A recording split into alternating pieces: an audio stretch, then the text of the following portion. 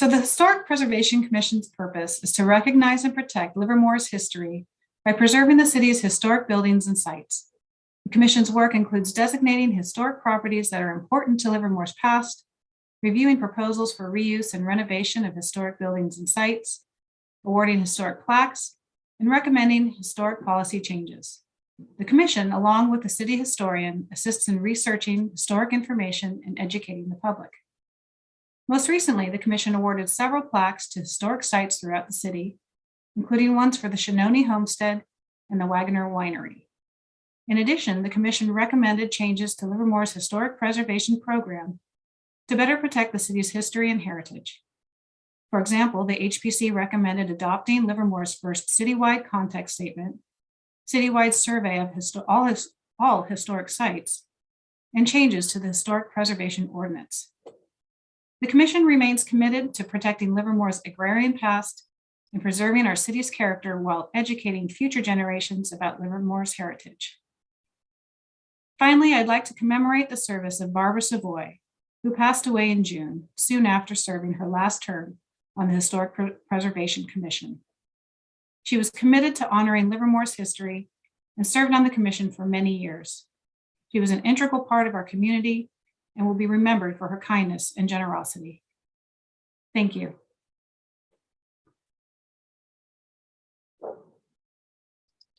Okay, thank you. Really appreciate everything you guys do. Would any other council member like to say anything? Or okay, thank you, Councilmember Monroe.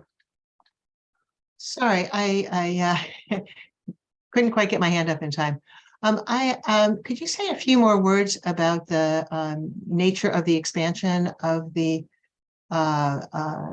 historic preservation program? And I'm sorry that Phil, my language just went away from me once the slide went away.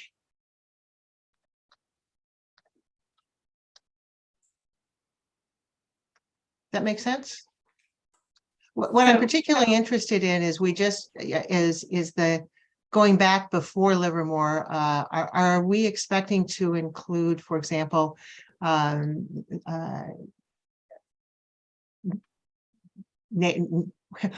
we just said November's Native American Heritage Month. Is that part of the historic preservation? I think let me just be direct. Well, Native American issues are brought to the Historic Preservation Commission in and around some of the works that go on around the city in terms of changes to historic sites, historic properties, historic areas. So whenever something is brought to the Historic Preservation Commission, we do take into consideration Native American artifacts, Native American history that's associated with those sites, areas, and properties. So from that perspective, it's always been a part of historic preservation. So I don't think it's part of the expansion necessarily, but it is something that the Historic Preservation Commission includes in all of our dealings with the items that come before us. Okay. So it's just integrated into the work that you do. Absolutely, yes. Okay, all right, thank you. Okay, thank you. We're now on to 3.3, confirmation of the advisory body appointments to the Beautification Committee, Commission for the Arts, Human Services Commission, Housing Authority. And at this point, we would normally have the city clerk administer the oath, but since we're not in person, we'll delay that until the next meeting. But can we have the staff presentation at this point? Yes, good evening, Mr. Mayor and members of the City Council. This is your City Manager, Mariana Marasheva, and as you can see on the screen before you, item 3.3 is going to be presented by our Deputy City Clerk, Debbie Elam. Ms. Elam. Good evening, Honorable Mayor and City Council. I'm Debbie Elam, your Deputy City Clerk. On October 25th, 2022, the two-member City Council Subcommittee on Advisory Bodies interviewed applicants for vacancies on the Beautification Committee, Commission for the Arts, Human Services Commission, and the Livermore Housing Authority. The following are the recommendations for appointment. For the Beautification Committee, Tanya Panarello. For Commission for the Arts, reappointment of Monia Lane, Robert Gaussman, and Kathleen Dionellis. And Human Services, appointment of Elizabeth McWhorter and Umeshkar Mida. And for the Livermore Housing Authority, a reappointment of Heather Casey, Christine Stewart, and Mark Palajak, and appointing Parag Vashampayan. If the City Council approves the subcommittee's recommendation, the City Clerk will administer the oath of office to the new advisory body members at a later date. And that includes my presentation, and I'm available for questions. Okay, thank you. At this point, I'll open the public comment. And do we have any members of the public that wish to address us on this item? Mayor, yes, we have one speaker. Hayden Sedan, please. Oh, he put his hand down. Okay, I thought that might happen. Okay, so I'll close the public comment if there's nobody else, and bring it back to the council for deliberation. I'll just say I was pleased to have the opportunity to interview everyone, and that we were able to find a spot for everyone. Very excellent candidates. So I see Councilmember Vice Mayor Bonanno has her hand up. Yeah, thank you. I just want to echo, as the second member of the subcommittee, how much I have enjoyed being participating in these interviews over the last year or so. It's really been, I'm no longer surprised by all the great applicants we have for these positions. It's just wonderful to see so many people involved. And I also have learned a tremendous amount about these bodies by discussing the missions and the importance of what each of these commissions and board does. It's actually been a great learning experience for me. And the other quality I've really appreciated is that we're getting a lot of new faces on these boards and commissions, while we still have some folks that have been there for extended periods of time. And as they roll off, we bring in these new folks. And, you know, the overlap is very helpful, I'm sure, for the old folks and for the newer folks, and also give some of the longer standing members an opportunity to see things from fresh perspective. So really appreciate the public's continued interest in serving in these roles. And I would be more than happy to move approval of this item. There may be others that want to speak though, so I will hold that until we get through the comments. Okay, great. Councilmember Carling. Yeah, I was just going to move the item, or if Vice Mayor moved it, I'll second. Okay, Councilmember, I think, are we going for a third, Councilmember Monroe? Yeah, pretty much. I third it. But I would also like to second Vice Mayor Bonanno's comments on the fine pool that we have. It is really wonderful to see new people coming in, and to have that continuity as well. I too appreciate that. Thank you for your work, Mayor and Vice Mayor. And not only are the people new to applying, but some of them are new to the city. So I think that's great as well. So, okay, we've moved in second and third. So can we have a roll call, please? Councilmember Carling. Aye. Councilmember Kick is absent for the record. Councilmember Monroe. Aye. Vice Mayor Bonanno. Aye. Mayor Warner. Aye, passes unanimously, and thank everyone for applying, and looking forward to the next meeting where you get sworn in.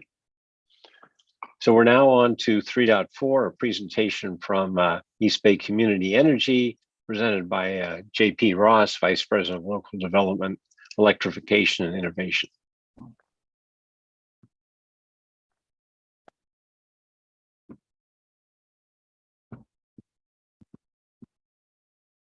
Hello, Mayor and City Council. Thanks very much. Can you all hear me now? Yes. Okay, great. Well, thanks very much. I wanted to come and provide an update to the Livermore City Council about the activities of East Bay Community Energy. in your city, and particularly our local development business plan. If we can go to the next slide, please. So a brief update on EBCE, East Bay Community Energy. We're the local community choice aggregator that's providing electricity to the County of Alameda, the cities within the county, and recently the city of Tracy in San Joaquin County that recently started taking service with us. And we will also be adding the city of Stockton, who recently voted to join EBCE. They'll be taking service in 2024. So we are the electricity provider. And then as a public agency, we reinvest any earnings that we have back into the local community in the form of local renewable energy projects, local programs, as well as lower cost electricity for your municipal facilities, as well as residents and businesses in the city of Livermore. Next slide, please. So a reminder for how this works is that East Bay Community Energy, we buy clean power. So we buy it off the market. We've also signed a significant number of new renewable energy contracts for solar and wind projects, and geothermal projects, both within the territory as well as across the state. We still use PG&E's distribution system to get the electricity from the generation facilities to our customers. And then we deliver electricity to our customers and bill those customers for that power, and reinvest those earnings back into the community. So customers still get a PG&E bill, and they pay for their electricity through that bill, but it comes to EBCE, your local CCA. Next slide, please. So the benefits of our primary service, the electricity that we're providing, is that Bright Choice, which is our main product, is about 3% lower than PG&E's generation rates. And that results in savings for customers on their bills. So far this year, Livermore residents and businesses have saved over $700,000 in electricity payments. And across our service territory, there's about $19 million in annual savings for fiscal year 23. In addition to that, we provided some bill credits this year to our care customers. Those are our low-income customers. And that's about $6 million in savings for our 125,000 care customers. As a joint powers authority and as a local public agency, there's local control. And so the city of Livermore will always have a board seat on our board. And this right now, Councilmember Monroe is serving on our board of directors. And we will always have someone from each of our member cities on the board to provide that local control. And then customers still have choice. They can go back to PG&E, and that's always their option. We have very low opt-out rates, so about 10% of our customers have opted out and gone back to PG&E, but that retention rate is quite high for EBCE. And we have a Renewable 100 offering for our customers, so that's 100% renewable energy, and that's currently the product of choice for your municipal accounts. And so I'll talk about our local development programs coming up, in which case we're working with the city of Livermore and many of our cities on a lot of these programs that are delivering, I think, value back to our community. Next slide, please. So this year, we allocated about $22 million to our local development budget. And that is in basically kind of 5 main categories. So we have our transportation electrification funds, building electrification, energy efficiency, community resilience, and our community grants. So those are the 5 main areas where we're allocating funding. Again, any net proceeds that the agency makes either go back into local programs or they go into local development. And that's what we'll be talking about today. And we're investing a lot in new projects, both transportation and buildings, as well as solar and storage projects, and really excited to be working with the city of Livermore in a lot of these areas.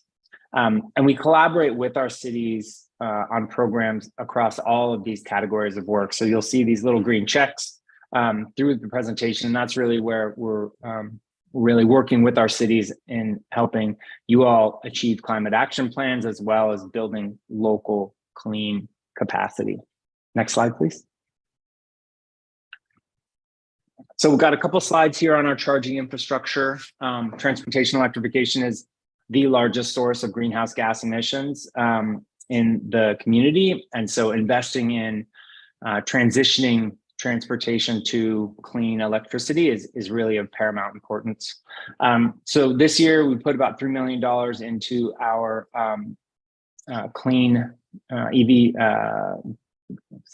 our publicly available electric vehicle charging hubs.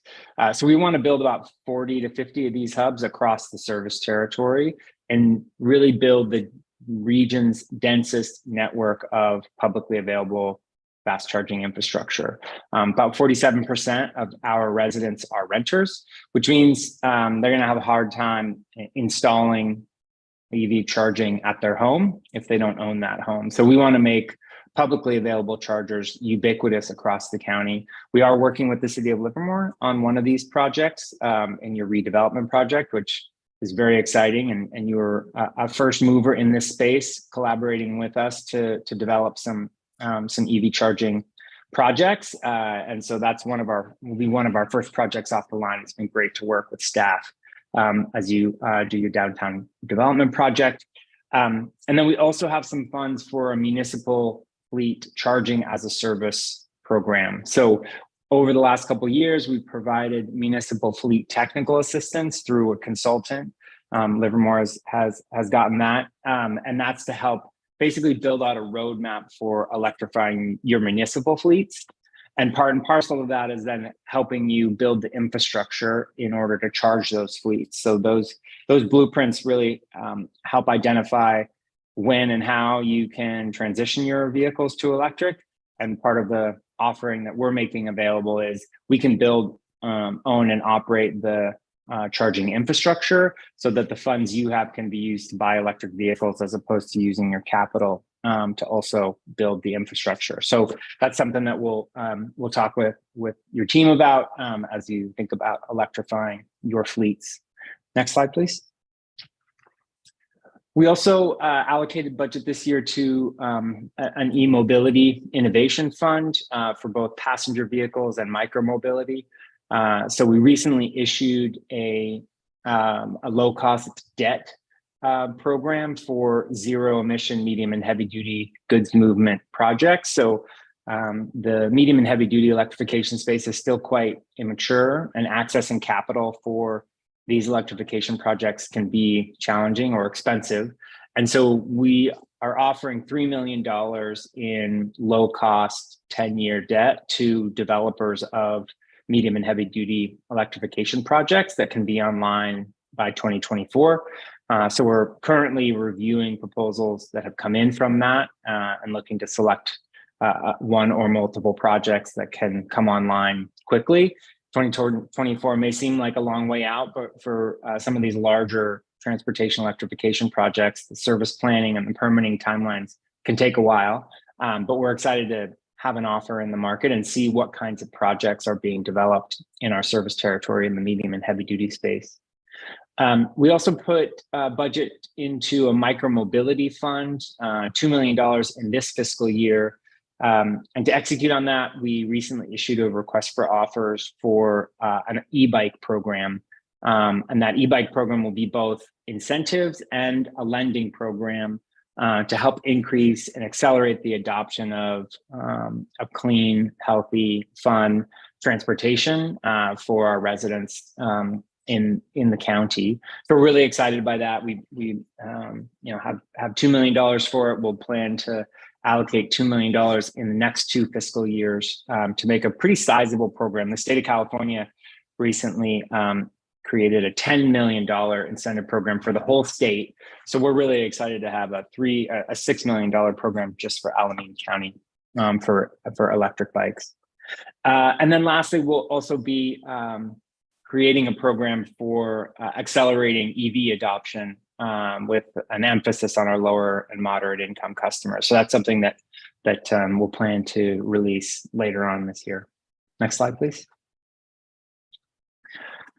So we also have been doing a lot on community resilience. So we have our Energy Resilient Public Facilities program. That's a program to build out solar and storage on the facilities that our cities have identified as critical to providing services during outages like earthquakes and public safety power shutoffs. We have our first 4 cities that we've been working on, and then we issued a request for offer a few months ago, and we're getting pretty close to selecting a vendor who can build, own, and operate solar and storage on city facilities. And we will contract with the city, and we will contract with the developer. So we will be the point of contact for our cities for these solar and storage projects. We're currently talking to Livermore staff about enrolling in the next phase to see if that would work for City of Livermore, something that's up for discussion as we look to repeat our successes from our first round. We also have our Resilient Home program. So that program is for residential, single and multifamily customers to install solar and storage that can provide backup power during public safety power shutoffs. And then we also aggregate the batteries from those systems such that we can reduce our peak demand during afternoon hours when electricity is expensive and carbon emissions are high. So we have about 1,200 customers enrolled in that so far. You can see here there's about 100 customers in Livermore. The chart on the right indicates that are participating in that program with about 600 kilowatts of solar capacity and a little over 1,300 kilowatt hours of batteries that have been enrolled in that program. And then we'll also be issuing a solicitation for the Disadvantaged Community Green Tariff and Community Solar Green Tariff program, which is a program to build local solar and storage and then provide a 20% discount to our care customers living in disadvantaged communities through an offering. So that's something else that we're thinking, and we're working with cities to try to identify potential sites and be project sponsors for that program. Next slide, please.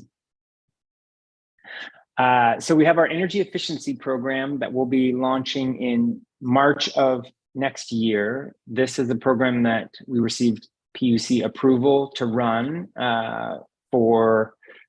we spent about the last year and a half or so putting our application together. And that program will be a 3-year, $13.5 million energy efficiency program that'll be made available to commercial customers. We're doing this through a pay for performance model. So instead of paying for measures, we'll actually be paying for measured savings. So after a year, we'll look at the meter, the electricity usage and the gas usage of the building, compare it to how it was before the energy efficiency measures were installed, and then pay based on those savings. And then we're also paying higher incentives on electricity reduction, energy reduction during the high peak periods, and looking for ways to combine demand response and energy efficiency together. Next slide, please.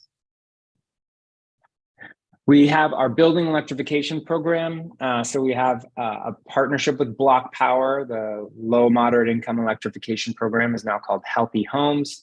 That is providing energy efficiency and building electrification for low income homeowners, low and moderate income homeowners. And we'll look to expand that as we succeed in executing on our first sets of installations that are happening now.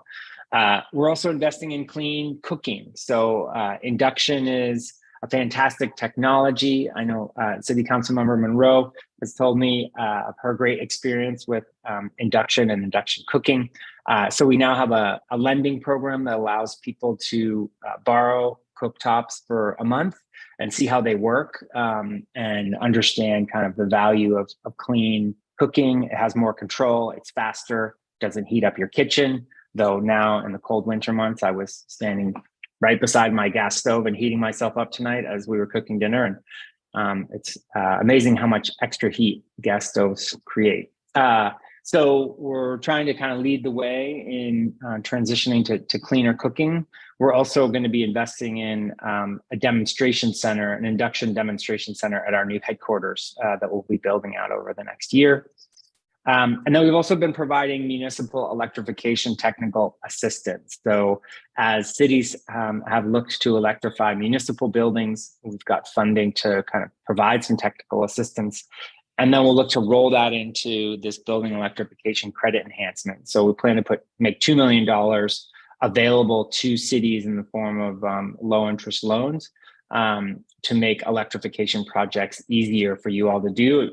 We know that our cities can go raise debt, but sometimes that's cumbersome and needs to wait a while. And we want to make very low cost funds available in short order and in smaller chunks as cities work to implement their climate action plans and electrify their building. Next slide, please. And lastly, we have our community grant program. So we allocated $1.4 million a year over the next 3 years for a total of $4.2 million into community grants. And these will be partnerships and grants that we provide to local community-based organizations to help with either program enrollment or workforce development or education and awareness across the 4 different program areas that I was recently discussing. So we'll work with the board and our community action committee to implement these grants. I'm actually hiring a new staff person who's going to help administer and run these grants in the new year. So that is the update. It's been great working with Livermore City staff as we've worked to build out these programs, and happy to answer any questions. Okay, thank you. I think you were pretty thorough there. Any questions? Vice Mayor Bonanno. Yeah, I have. First of all, thank you for that presentation. I think that lots of people only see EBCE as a provider of renewable electricity, and as you just showed us, you guys are making a significant investment in the community and in other ways with your programs and grants and infrastructure programs. Really appreciate that you're emphasizing the charging infrastructure for renters, which we've talked about a few times here in various meetings on these topics. So I think that's super important and appreciate you mentioning it and following through on it. I do have 2 questions. One on your resilient home program. So what I think about with resilient homes is the folks in our community who may have medical devices that go down when they don't have power, may live in lower income communities, parts of our city that may not have air conditioning. So I'm just wondering, is that program going to give any priority or try to emphasize resilient homes for those populations in particular? And my second question, I'll just ask both of them, is on your clean cooking with the induction stovetops. What I'd love to see, I don't know if you're doing this, you mentioned a few things, what I would love to see is to get one of our very forward-thinking restaurants on board to do some fraction of their kitchen or one major stovetop in their restaurant and give it a go. And maybe they could work with you and be a real, more than just a demonstration kitchen, they could be a real restaurant, you know, starting to use this type of stovetop. Maybe this is already happening, but if it isn't, I'd make that as a suggestion because we have some businesses that I think are quite interested in participating in our climate action plan. And finally, thank you for the help you have provided to our staff during our climate action planning. So I do have those 2 questions. If you could give me brief answers. Thanks very much for your presentation. Yeah, of course. Happy to answer those questions. So let's see, on Resilient Home, we did a considerable amount of outreach to medical baseline customers. And we also had a medical baseline battery program that we ran that was specifically to medical baseline customers, low-income medical baseline customers who were eligible to receive either a free or a discounted Goal Zero 3000 battery that could provide multiple hours, if not days, of backup power for those durable medical devices that were at risk of going out during outages and PSPS events. So we actually still have some funds left in our rebate program for the batteries. And we continue to do outreach for Resilient Home, really across all of our customers to make people aware of that program. And that can provide backup power to durable medical devices as well. On the induction cooking program, we've tried on several occasions to do outreach and bring on commercial restaurants into an electrification retrofit. I think we still have funding in our commercial induction program. It's been hard to get people across the line. We've had a good number of expressions of interest, but have yet to have many commercial customers actually use that incentive. So it's still something that we are trying to figure out, like what's the right route of entry to helping restaurants get across the line and electrify their kitchen. So we have some technical assistance and an incentive. But love the idea there, and thinking about ways to reach out to restaurants and help them electrify is something that we're always looking at. Okay, thank you for that. I have a Livermore Downtown Inc. board meeting tomorrow morning, so I will mention that this program exists and that they should contact you directly and try to rally some interest in it. Thanks again for your presentation. Please do. Appreciate it. Yeah, great. Thank you. Councilmember Carling. Yeah, thanks very much for the presentation. I have a couple of questions on slide 7, just to ask you for some clarification. One was the zero emission medium and heavy duty goods movement projects. Can you give me a sense of an example of what that might entail?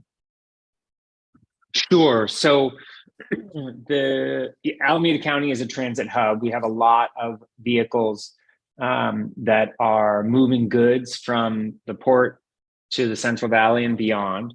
And so we issued a call for projects where we would provide a $3 million loan at 5%, so fairly low interest, competitive funds in the form of debt. And those projects would be vehicles, so either purchasing vehicles, medium and heavy duty, like an electric drayage truck, for an example, or electric, say, they have transit, smaller transit vans that are electric now, the e-transit. So those would be examples of the types of vehicles that could be eligible for this program. And then we wanted the proposals to come in with vehicles and or charging infrastructure, and preferably paired together, because we wanted to have the vehicles have charging infrastructure associated with them. And the proposals we got looked like that. So they're both vehicles and chargers. And the funds that we made available could go to one or both of those. And the vehicles themselves need to be registered in Alameda County, domiciled, meaning staying within the county, and then running routes within the county, so that the emissions reductions kind of are delivered to residents of the county. All right, thanks. And then on the e-bike program and lending library, is that, we're talking about like Lime bikes or something like that you see running around in various communities? No. Is that what you're talking So about? No, we're not. Well, sorry. So Lime Bikes is a bike share program. So those programs are like made available. People can go use them and ride them and just leave them wherever they want. Right. The lending program that we're looking at is the programs that would be centrally stored, and then people could sign up, kind of like a library, sign up to take the bike home and use it for a couple of weeks to run errands, take their kids to school, run groceries, commute to work. And they could use it for a couple of weeks and then bring it back and deliver it back to the lending location, and then it could be lent to somebody else. Our experience and what we've heard, from other e-bike program administrators and e-bike users is that when people use these bikes, they really enjoy them. They become evangelists. They start talking about them with their friends and family.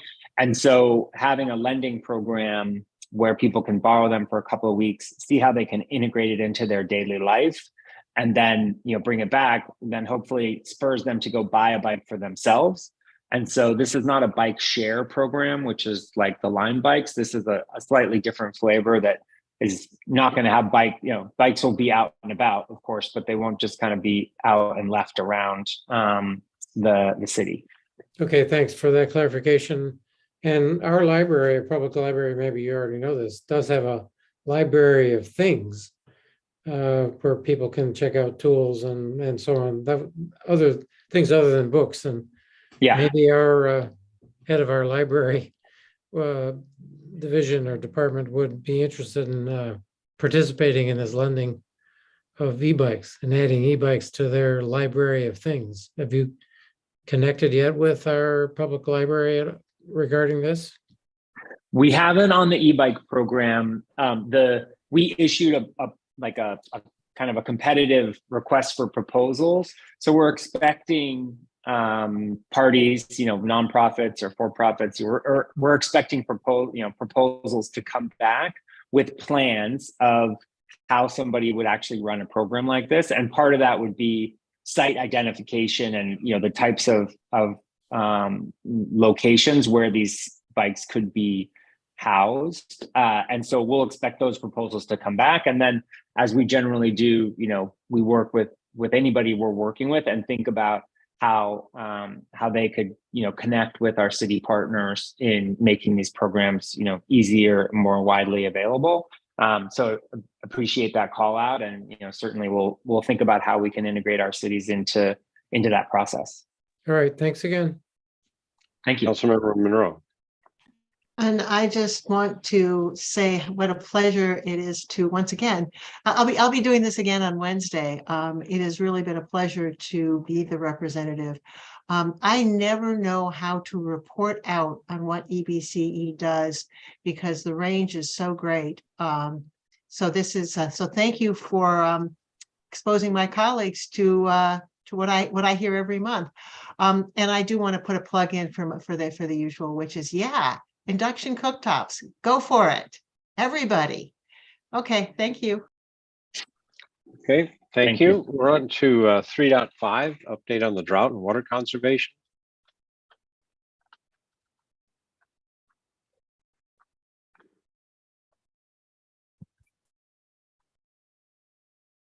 Mr. Mayor and members of the City Council, this is again Mariana Marasheva, your city manager. As you can see on the screen, the presentation is going to be provided by Water Resources Division Manager Anthony Smith in collaboration with California Water Services Company.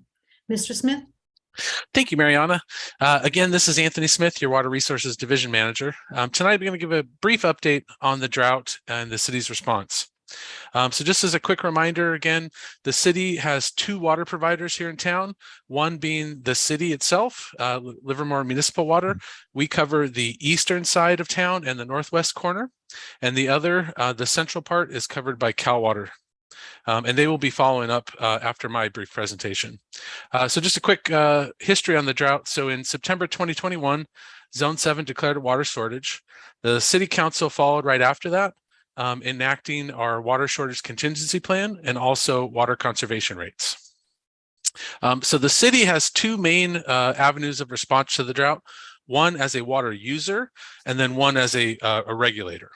As a water user, the city is saving irrigation water. So the city has achieved a 15% or higher reduction in the use of potable water for irrigation purposes. So far, our maintenance division has removed approximately 1 acre of turf and are looking at about 2.5 more acres of turf spread over a few different locations for completion early in 2023. The city, as regulator, has also performed a pretty robust public outreach campaign through a variety of media, trying to target outdoor water use and ways to reduce it. Some of the ways that the city has done this is through rebate programs, social media, on-bus advertising, a variety of bill inserts, flyers, e-newsletters, and then also direct mailers. The city has also provided a variety of rebates and resources to help our customers reduce their water use. So during this current drought, the city has provided support for 25 lawn conversions, or really I should say lawn removals, totaling up to about 38,000 square feet of turf. We've issued 36 high efficiency washing machine rebates, 41 weather-based irrigation controller rebates, and over 260 residential conservation kits. The city also opened a recycled water fill station to help out with some of our customers who have lawns, wanted to keep it green and save potable water use. We opened in the middle of August, saw about 100 users, distributed 400,000 gallons of recycled water at a cost of about $700 per day. So overall, throughout this drought, municipal water customers have reduced their total water usage by about 12.5% from October 2021 through September 2022 when compared to 2020. This is actually why it's not quite the 15% overall reduction that we're looking for. It is substantially better than the statewide reduction, which is only about 4%. So our customers are responding well and are actually saving quite a bit of water. I'm going to go ahead and hand it off to Anthony Meyer from Cal Water, and he's going to update on their efforts and their customers' efforts. Thank you very much, Anthony, and good evening, Mayor, Vice Mayor, and members of the council. I really do appreciate the opportunity just to kind of share what we've seen so far and what we're doing on the Cal Water side. As Anthony mentioned, we, last year the governor issued an executive order calling on all of us in-use water suppliers to reduce our water output and consumption by 15%. So the graph here, this shows, I would speak to that this is not typically what this graph looks like in other districts that we have. It's notable. So just between the last 3 months prior to October, we have met and in some cases surpassed meeting that 50% reduction goal. So that tells us the people of Livermore, they're doing their part. They're trying to change practices, and adopting any of the programs that we have available. So this is a trend that we like to see, and one that we hope and actually anticipate seeing in the future as we move even through the winter months. Next slide, please.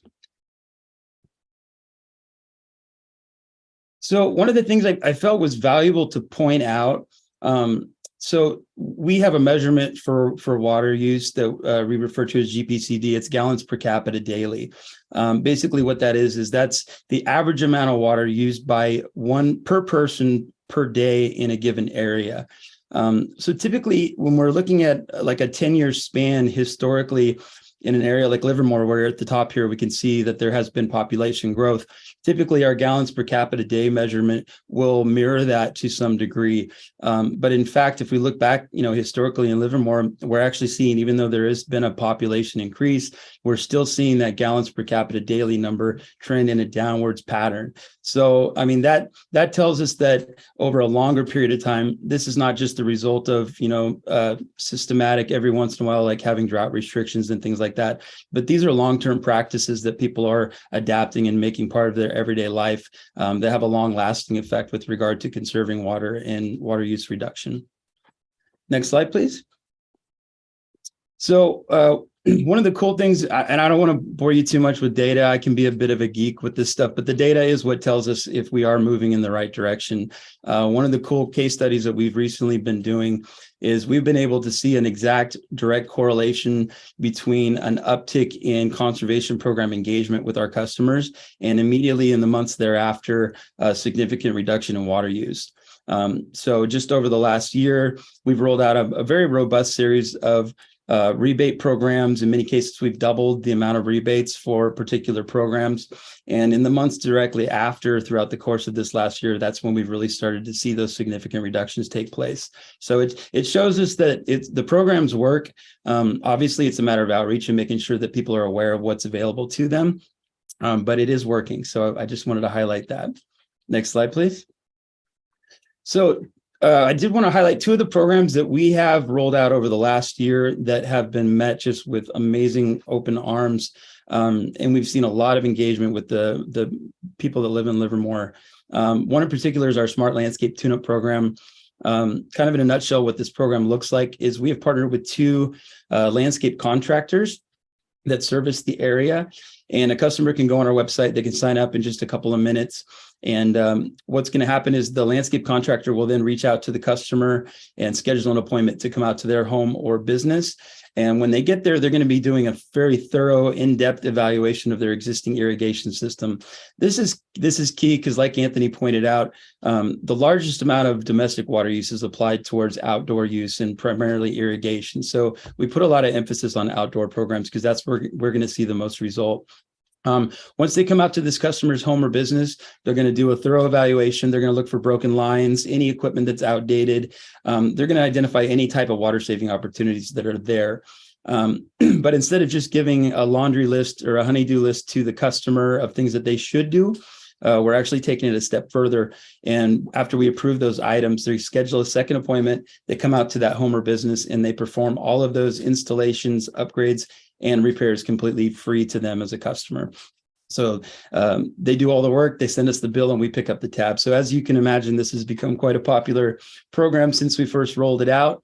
It has created a little bit of a waiting list, but we're putting everybody on the list. And like I said, now as we're in the cooler months when people aren't thinking so much about irrigation, it's a great time to get on that list and get these things tended to. So that way, when the next warm season rolls around, you guys are ready to go. Next slide, please. And last but not least, I did want to highlight, as Anthony touched on, it's a very impactful thing to do when we can encourage people to take a look at those large areas of turf where all that water typically gets used and consider converting them over to drought tolerant landscaping. Like you mentioned, and I think I talked to Joe Prime last week, and I think we are actually going to be working with the city to do a large scale conversion program there. I think City Hall or the Civic Center or something like that.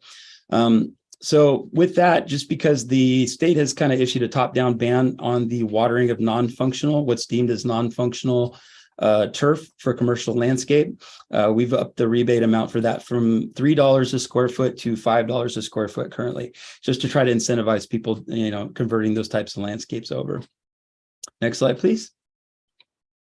And as always, we have a very robust series of conservation rebates for everything inside the house: toilets, clothes washers. Last month, we actually just we doubled the rebate on clothes washers from $300 to $600. So we're seeing a good uptick in that. And these types of programs, that once people change the devices in their home, those are long term; those aren't short term. So the more efficient that we can get everybody's home or businesses through the outreach and engagement with these programs, the better. Because like I said, we're going to see that measured over a long period of time. Next slide, please. And same thing, we have a very robust conservation programs for our commercial customers because they have a larger footprint. So we do put a lot of emphasis on those as well. And next slide. And last but not least, through our outreach, we're always trying to encourage people to go to our website. We have a really awesome conservation page there with a ton of information, fact sheets, tip sheets on how customers can save water at home. They can sign up for informational mailings. We have a very robust customer outreach program. So if there's anywhere that we can go and speak and educate people on what they can do to conserve water, we're there. Social media, also, we ask people to sign up for social media so they can stay current and up to speed with any new programs that we have going on. And, of note, I would just mention that we're typically going into the winter months. Normally would see kind of a depreciation in the amount of outreach.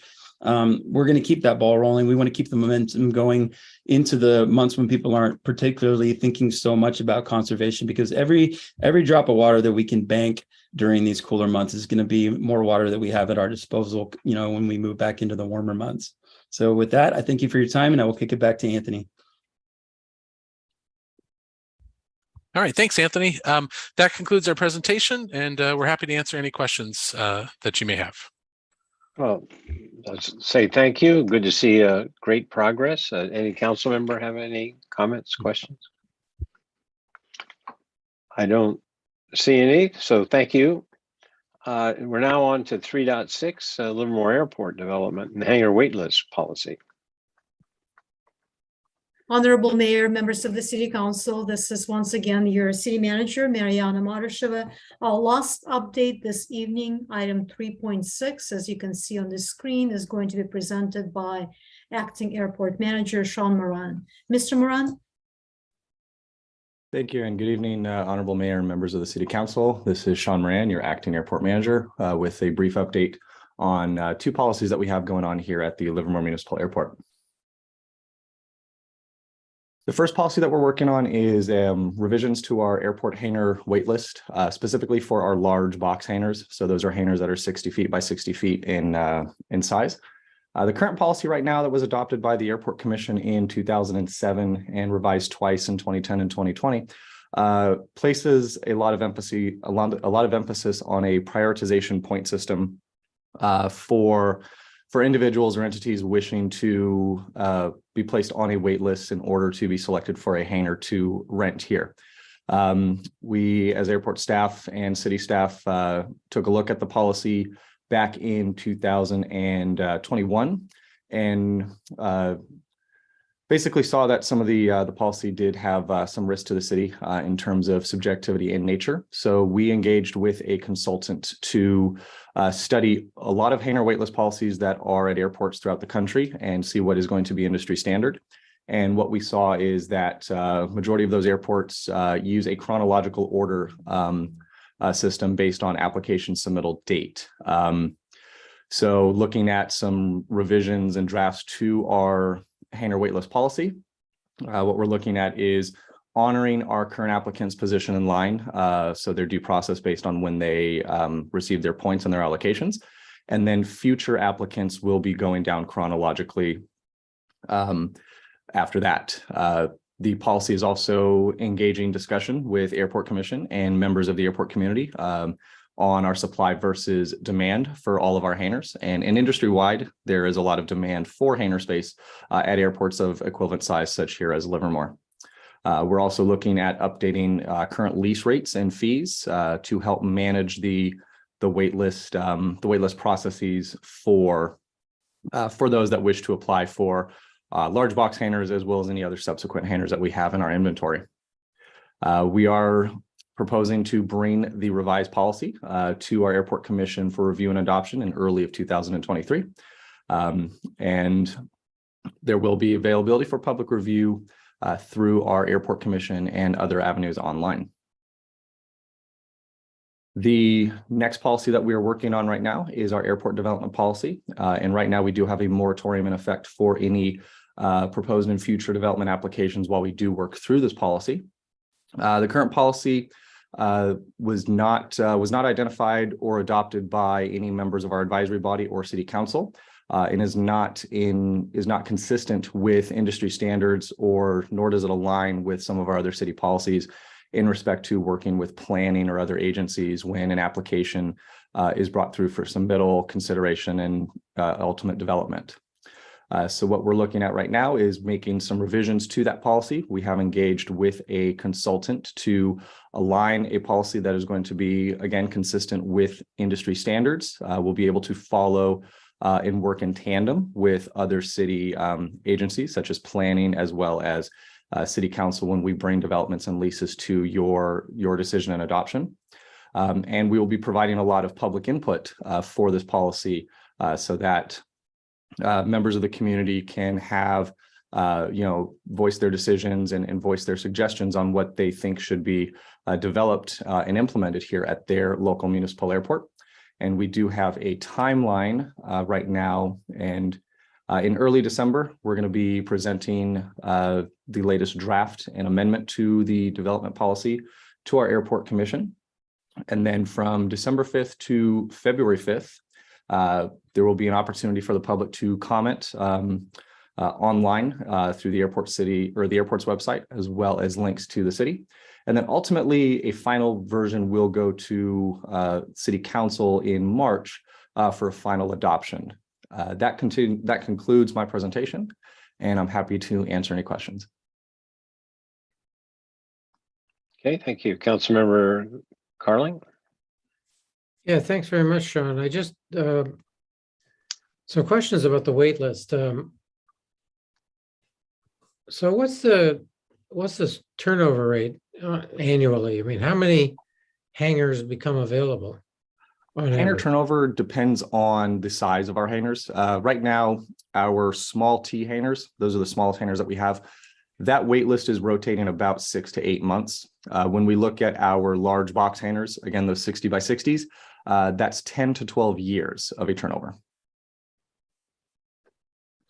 So on the big ones, the 60 by 60, how many become available on a yearly, just a few, one or two or something like that?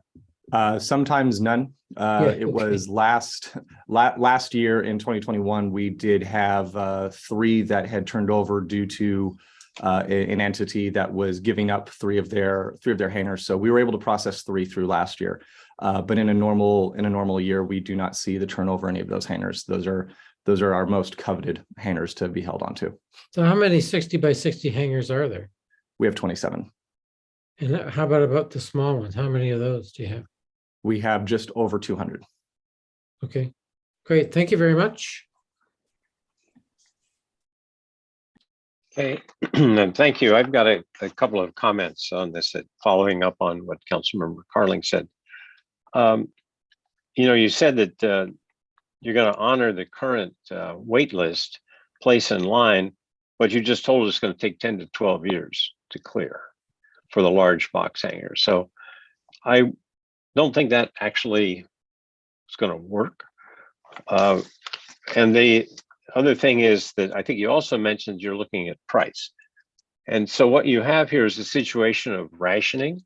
And I think what I heard was that our price is low compared to average. So that strikes me as that's very important to think about that. The other thing more globally, you also mentioned your development policies. You're going to come back in late spring or early spring or whatever. But that you're thinking about doing the hangar policy sooner, the beginning of the year. But the hangars are a key part of the development policy. So for instance, we had all the flap around when Kaiser was looking at stuff, and that's on the larger hangars. So I would like to suggest that the development policy of the airport has to be within the context of the vision that the community has for the airport. And I think we need to get a lot of community input on that.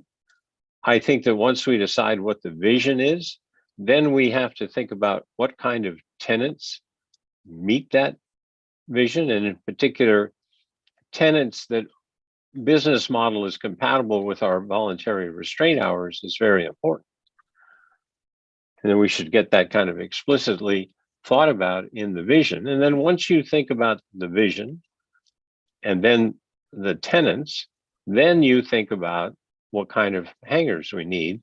And then that informs the development policy. So I strongly urge that this not be done piecemeal, but that it be done holistically. So that's what my suggestion is here. Anyone else want to make a comment? All right. Well, thank you for the bringing that up. We've had a considerable number of updates.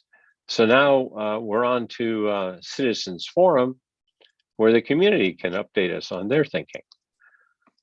So City Clerk, will you explain the process for participating in tonight's meeting? Yes, Mayor. The City Council's agenda provides opportunities for the public to participate in the meeting by addressing the City Council in the following ways. For non-agendized items, the public has the opportunity during Citizens Forum to address the City Council on any item of interest that is within the City Council's subject matter jurisdiction. For agendized items, the public can address the City Council on each item of business it considers when the mayor opens public comment and should be focused on that particular item. Please note, the speaker is not required to answer any questions from the City Council, and the City Council is not required to answer questions from the public. However, the mayor has a discretion to ask staff to address the speaker's comments when a City Council member believes it is relevant to a particular business item. When participating in this portion of tonight's meeting, one comment may be given per person per item. Members of the public can participate by using the raise hand feature or *9 if calling in when the item begins. Please do not wait until the public comment period opens for each item to raise your hand. Instead, raise your hand now. Once public comment opens, each participant's name will be announced and their 3 minutes will begin upon being unmuted. The mayor will announce the conclusion of public comment after comments have been voiced into the record. Thank you, Mayor. Okay, thank you. We're starting at 8:05, so we'll go at this point to 8:35, and the city clerk will announce when there's 5 minutes remaining. And Debbie's going to announce how many speakers will be heard after matters for consideration, if that's the case. So could we have our first speaker, please? Honorable Mayor, the first speaker will be Alan Burnham, followed by Hayden Sedun, followed by Linda Ryan. Alan Burnham, please unmute yourself. Good evening, Mayor and City Council. I'm speaking about the East Bay Community Energy presentation.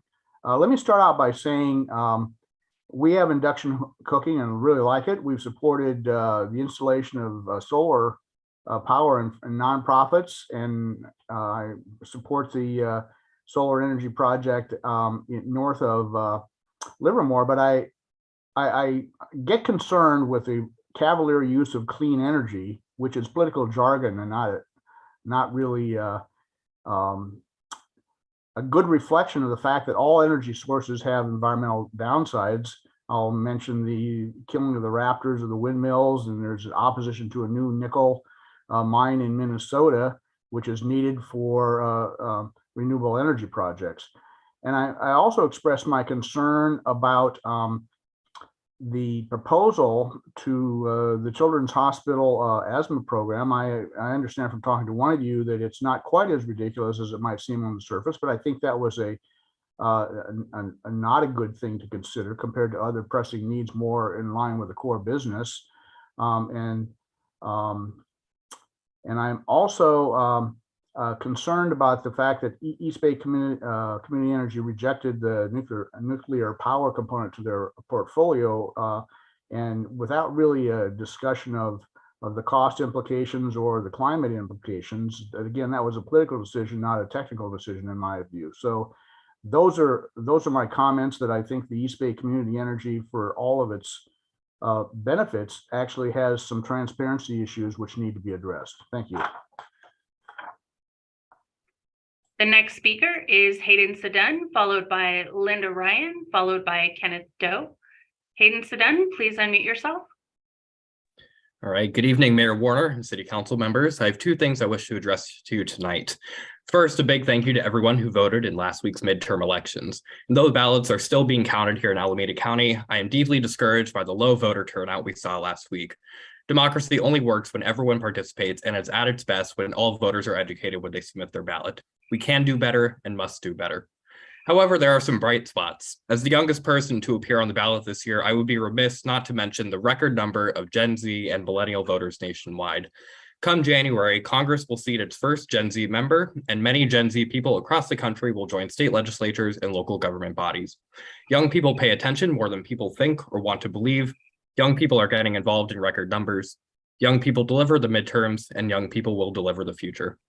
My many congratulations to those who won their elections, including my good friend, Councilmember-elect Evan Branning, as well as Councilmember-elect Ben Barrientos, who I did not support, but am rooting for nonetheless. I look forward to seeing them get to work on the City Council and watching Livermore thrive under their leadership. And while we don't know for sure who will be our next mayor, I wish him success. I look forward to working with him to improve our community. Now, with that being said, I sincerely hope no mayor or council member would even think about wasting my hard-earned tax dollars to act on the very stupid idea of tearing down and rebuilding an affordable housing project that has already been built. It's done, it's been done for a long time, and it's now time to move past it. I want to take the rest of my time to recognize a Livermore resident who does incredible work for the community behind the scenes. I don't know his name, but I do know his Reddit handle, Pengweather, P-E-N-G Weather. On numerous occasions throughout 2022, Pengweather has taken to Livermore subreddit and posted photos of himself cleaning up garbage along Livermore's roadways, most recently Vineyard Avenue near Route 84 and Vasco Road near Interstate 580. He has also cleaned up garbage along North Front Road, South Front Road, and Las Positas Road. If the city council ever learns the identity of this person, then I urge you to commend them for their incredible volunteer work. They are single-handedly beautifying the city and deserve to be recognized for their actions. Thank you. The next speaker is Linda Ryan, followed by Kenneth Doe. Linda Ryan, please unmute yourself. Hi, my name is Linda Ryan. I live on 8th Street in Livermore, California. I want to emphasize that according to the experience of many artists in the community and beyond, the points noted in the consultant report today reviewed regarding the importance of the Bothwell Arts Center to the arts. And although they do a great job elsewhere, the minimal contribution to the visual arts by LARPD is exactly right on. I also want to make sure that we are all aware that the status of the Bothwell, whose building is owned by LARPD, who has always shown in the past to be a friend to the Bothwell Arts Center, is currently in limbo. It could disappear. Considering that the report also states that more needs to be done to support the arts, this would leave the visual arts in even greater deficit, and this deserves being looked into. Thank you. The final speaker is Kenneth Doe. Kenneth Doe, please unmute yourself.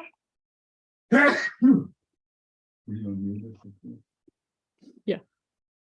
Good evening, Mayor and Council Member. My name is Kenneth Doe. I'm a field rep for the Carpenters Local Union 713 in Hayward. Tonight, I want to speak to you about the need for labor standards. With labor standard comes a commitment to apprenticeship programs to guarantee we have an experienced workforce to complete high-quality project in a safe and timely manner. A livable wage with medical and retirement benefits that allow workers and their families to live in the community they work in. This also means those wages will be reinvested back into the local community as they spend their earnings, and their tax dollars will help fund local schools and government. Livermore needs more trained construction workers to meet the demand for the new housing and major public infrastructure projects that are in the pipeline. Labor standard would help ensure contractors pay fair wages, use experienced, well-trained workers. This leads to a higher quality workmanship, meeting building standards, and completing the project quickly. We would love to have a real and valuable conversation with each and every one of you to answer questions you might have about what labor violation is and what labor standards should look like. These developers will never do the right thing and pay air standard wages on their own. With your leadership, we could send a message to all these developers. We will not stand for the exploitations of carpenters and apprentices so they can increase their profits. In closing, how can you as a city council better support and guard the working class women of our beautiful and diverse city of Livermore? We look forward to your support. Thank you. And that completes public comment. Okay, thank you all. We're now on to the consent calendar. And consent calendar items are considered routine in nature and are acted upon by the city council with a single action. Members of the audience wishing to provide public input must use the raised hand feature during the public comment period to comment on any of the consent calendar items. And before I go there, would any council member like to pull an item for separate discussion? There is the opportunity to discuss any item as we're talking about the whole, but does one need to be singled out for a separate motion? So I see Councilmember Carling. Yes, thank you. I'd like to pull item 5.2. Okay. And you want to say more at this point, or just you want a separate vote on it? Yeah, separate discussion and vote. Yes, please. Okay, thank you. Anyone else? Okay, so we'll, at this point though, I think we'll just let the members of the public, let's handle all of the others. And then if anybody of the public wants to talk about 5.2, then we can come back to that. Does anyone from the public wish to address us on any item other than 5.2 at this point? No public comment has been received. Okay, I'll close the public comment on everything but 5.2. And could I get a motion for approval of the consent calendar less 5.2? Vice Mayor Bonanno. I would move to approve the consent calendar less item 5.2. Councilmember Monroe. And I would second that, last 5.2. Okay, moved and seconded. Any conversation or on any of that? If not, seeing none, can we have a roll call, please? Councilmember Carling, Aye. Councilmember Cake is absent for the record. Councilmember Monroe, Aye. Vice Mayor Bonanno, Aye. Mayor Warner. Aye. Okay, everything but 5.2 in the consent calendar passes unanimously. Can we now talk about 5.2? So at this point, does any member of the public wish to address us on 5.2?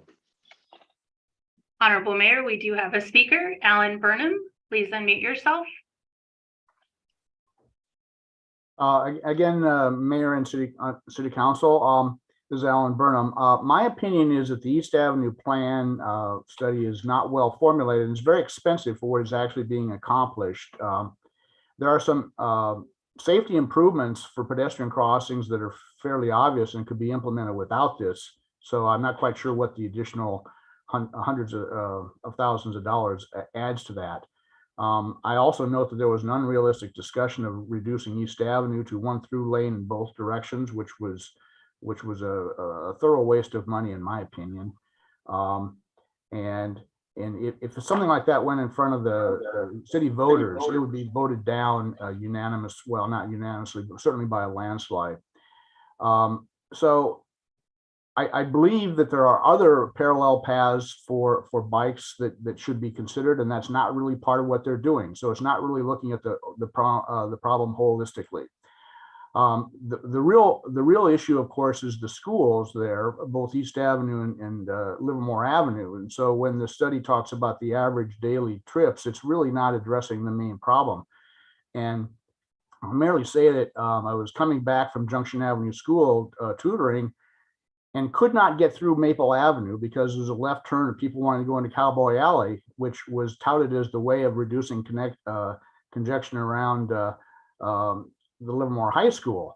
But in fact, it's created another problem because people block the lane trying to turn left there. So I went around McLeod. So I think there needs to be some safety studies and some improvements, but so far I've not been impressed, given my level of participation, with what's being accomplished with this particular study. Thank you. The next speaker is Alan. Alan, please unmute yourself. Hello, this is Alan Marling, and whenever I bike around East Avenue, if I do go too close to Livermore High School, it becomes increasingly unsafe.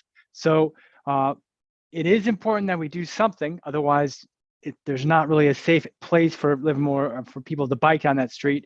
It becomes a particular problem with kids going to the elementary school. It doesn't feel safe for them to bike, and that means that there's more traffic because all their parents feel obligated to drop them off in cars, which causes huge congestion. So I think we should entertain different ideas. If we had more safe bike lanes, then more kids might be able to bike to school, and that may in turn reduce congestion. Thank you for your consideration. And that concludes public comment on that item. Okay, thank you. I'll close public comment on 5.2 and bring it back to the council. Councilmember Carling. Yes, thanks. The two Allens stole some of my points that I wanted to make. I'm not opposed to moving forward with this, and I do think that there is a priority for increased lighting. That's been clearly stated by the outreach and the community feedback, as well as looking at how some crossings at several of the streets that intersect East Avenue can be improved. But I'm particularly concerned that bicycle safety has taken a back seat to in this. And I'm not suggesting that it should move in front of the the safety of kids going to school, but I am concerned that it seems to have been dropped almost altogether. I mean, I've ridden on East Avenue for decades, from when I worked at Sandia, riding my bike to work lots and lots of times.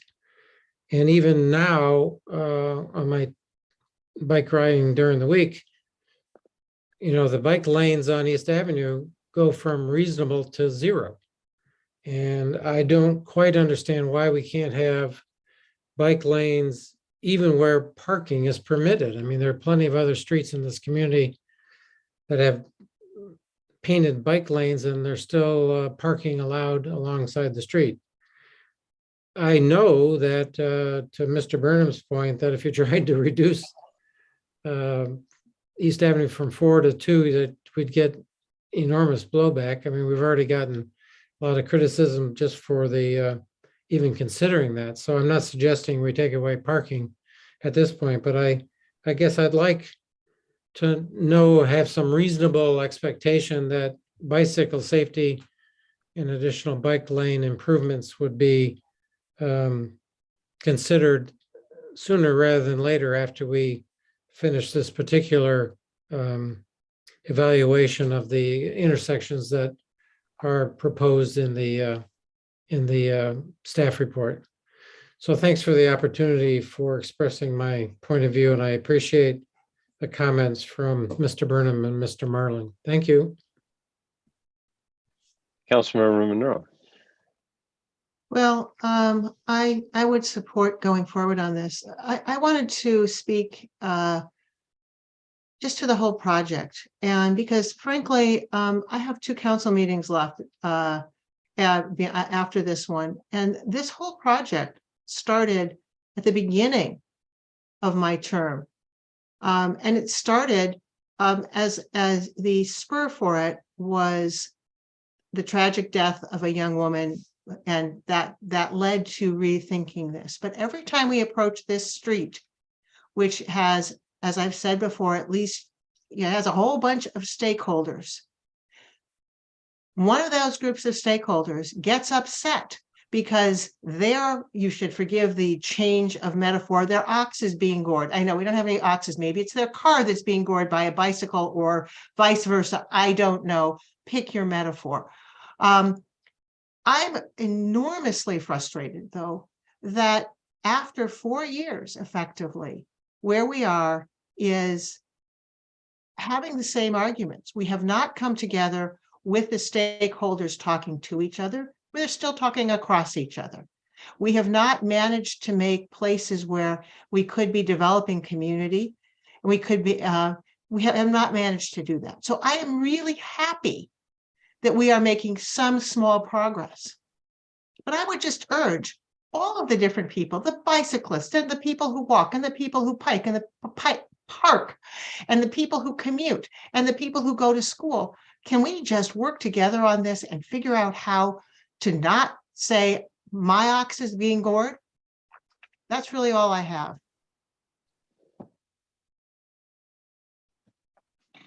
Okay. When I first came to town, I rode to work at the lab on a bicycle, and part of the time was on East Avenue. It does strike me that, it's not going to magically get wider, and we have all these competing uses, and we have the historic parking on it and everything else. So what I heard from Mr. Burnham's comment earlier, do we really have the parallel route thought about? And I think what I heard him say is no. So I would just like to say on this item that we do have to think about that. I think the other thing we've heard is, and I've gotten some emails on it, how realistically narrower could you make the lanes in order to provide that additional, what we're talking about is 4 lanes of traffic, 2 bike lanes, 1 on either side, plus parking. And I don't know that that's physically possible. Right. So I think so what Mr. Burnham was saying, we do need to check that out, but I haven't seen a clear delineation of what's the minimum widths of things and is it possible to fit all that into one place. So that's my thought on it. I would approve going forward, but I just hope that the analysis comes out making sense and is complete. Vice Mayor Bonanno. Yeah, I confess I've sort of lost the P on all that we're trying to do on this project. I remember this started when I was on the Planning Commission, as Councilmember Monroe mentioned. We've been at this a long time. So I'm trying to focus, and I will too be off the council when we actually move forward in a substantial way with some of these more significant changes. So as well, I'll just say we should get real about this. We're not going to make everybody happy. We're not going to turn 4 lanes, keep 4 lanes and do everything else we said. So but now I'm looking at this item and I'm trying to decide whether approving this item, which as far as I can tell, we have, we're reading a report. We haven't heard a staff report on this, nor do we usually for a consent calendar item, but it looks like what we're authorizing here is to improve the scope of what seems to be items everyone agrees on, which is to calm traffic, reduce speeds, and improve pedestrians crossings. Who wouldn't want to do that? It's hard. It's really hard for me to tell from not having a more detailed report of other than what we've been given in our staff report, whether allocating an additional almost $300,000 is what we want to spend this money on. And I would also ask the question, what aren't we going to do? We have $500,000 total in this item. We're going to spend it all on only part of the scope. So I'm not sure how helpful that is in moving this item along, but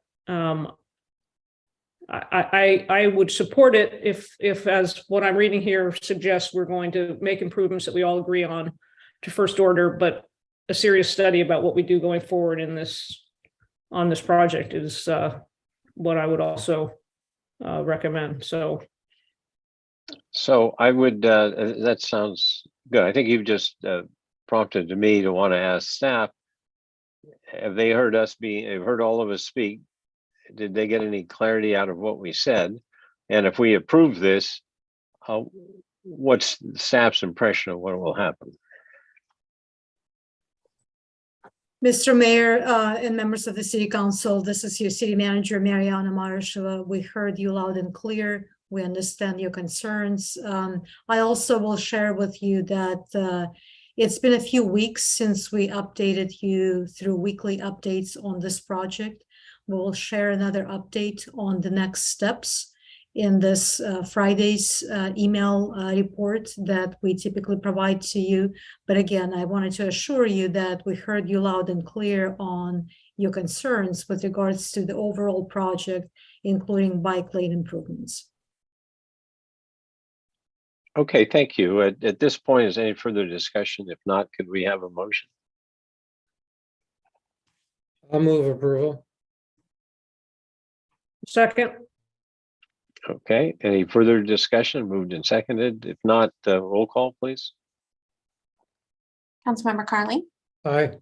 Councilmember Cake is absent for the record. Councilmember Monroe, Aye. Vice Mayor Bonanno, aye. Mayor Warner. Aye, passes unanimously. Thank you. We're now on to 6.1, hearing to consider a request to amend the development agreement for the Lassen Road Townhomes project. We have the staff report, please. Yes, Honorable Mayor and the members of the City Council, this is Mariana Marasheva, your City Manager. And as you can see on the screen before you, our first public hearing, item 6.1, is going to be presented by Andy Ross, Senior Planner. Mr. Ross? Thank you, Mariana, and good evening, Mayor Warner, members of the City Council. So tonight's item is a proposed development agreement amendment for the Lassen Road Townhome project. Just to orient us to the project site and context, this is I-580 here. This is First Street and the First Street overpass. And this is the Lassen Road Townhome project site. You can see it's approximately midway between the Springtown area and downtown. Back in November of 2020, the City Council approved the Lassen Road Townhome project. So a little bit of background, that project was 186 townhome units. And that approval included several entitlements, including a general plan amendment, which changed the designation from industrial to residential, amended the zoning map through a plan development, included a subdivision, which created the lots to construct the townhomes, and a site plan design review, which looked at layout, circulation, and other public amenities and improvements. The project also included a development agreement, which secured the terms and timing for the development of offsite improvements related to the project. So some of those projects, some of those offsite improvements are shown here in a conceptual alignment. We've got at the yellow line illustrates the Springtown sewer trunk line reconstruction and replacement project. Another offsite improvement to be constructed by the project is these green lines connecting Redwood Road to Las Colinas. This represents the Arroyo Las Positas Trail, or Trail T6, as you may have heard it. It's a high priority trail and connection for both the city and the LAPD. And then also a connection from Lassen Road to this main spur as part of those improvements. And then lastly, another offsite improvement is the Springtown Boulevard median improvement, which would improve an existing concrete median with landscaping and trees to create an entryway and gateway into Springtown Boulevard and into Springtown area. So at this time, the developer and applicant, as well as city staff, have been working together to make progress on these offsite improvements. But the developer has requested some amendments to the development agreement. All the obligations under the DA would remain the same. However, these amendments would adjust the performance schedule slightly in order to respond to fluctuations in the regulatory permitting process or the construction process.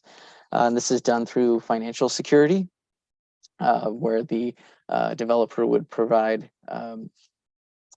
security, cash security to the city, in addition to traditional bonding that would cover the costs of the offsite improvements, and some more detailed criteria that if the developer were to meet, could allow the development project to move forward, with the intent of making sure that the townhome development project and the offsite improvements move in sequence with each other. And so at this point, both the Planning Commission and city staff are recommending the City Council adopt a resolution that finds these amendments are within the scope of the previously approved environmental documents, and also introduce an ordinance that would amend Development Agreement 18001 for the Lassen Road Townhome project.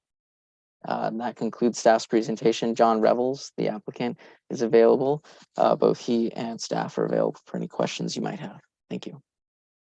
Okay, thank you. I'll open public comment on this item at this point. Do we have anybody who wishes to address us? No comment has been received. Thank you. Close the public comment on 6.1 and bring it back to the council. Any questions, comments? Okay, I'll just say I'm glad to see we're moving forward on this. I know there's only so much you can do when you're dealing with some of the other government agencies, and I think that there's enough security that we'll get this trail done. I remember it was a long time ago. Beth Wilson came to the council and talked about it, and I asked staff to kind of make it happen, and you did. So I appreciate all the work that's gone into this, and looking forward to its eventual completion. With that, can we have a motion? Councilmember Monroe. Sorry, yeah, I know. I was trying to tell you I was working on it. Yes, I move the staff recommendation. Okay, thank you. Moved and seconded. Can we have any further comment? If not, a roll call, please. Councilmember Carling, Aye. Councilmember Kick is absent for the record. Councilmember Monroe. Aye. Vice Mayor Bonanno. Aye. Mayor Warner. Aye, passes unanimously. Thank you. We're on to 6.2, resolution authorizing, approving, and adopting amended permanent local housing allocation program, a 5-year plan, and authorizing the city manager to apply those funds. Can we have a staff presentation, please? Yes, Mr. Mayor, this is Mariana Marashova, your city manager, and item 6.2, as you can see on the screen before you, is going to be presented by Grace Streltsov, management analyst in the Community Development Department. Ms. Streltsov? Thank you, and good evening, Mayor Warner and members of the City Council. Excuse me one moment while I get my screen to stop freezing. Tonight, your Housing and Human Services, one more second.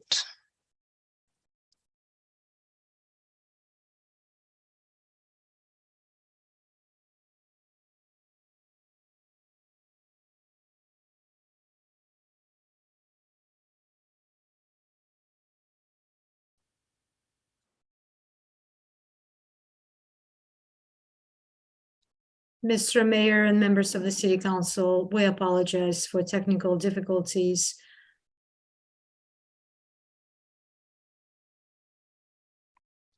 No problem. We all experience it. Grace, Thank you for your patience. Yes, give me, yes. Would you like to have the thank you. city clerk share the presentation? That would be wonderful. Yes, thank you. They can do that. Great. Thank you so much, and apologies for the mishap. Tonight, your Housing and Human Services Division will be presenting for your consideration an amended 5-year plan for the PLHA program. On the next slide, the State of California's Permanent Local Housing Allocation Program is a non-competitive block grant program that provides communities with direct assistance to increase the local housing stock through activities such as the development of affordable rental housing and assistance to persons who are experiencing homelessness. The city is an entitlement recipient of PLHA funds and typically receives between $200,000 and $300,000 each year. As an entitlement recipient, the city is required to adopt and maintain a 5-year plan for the program, describing what eligible activities will be funded.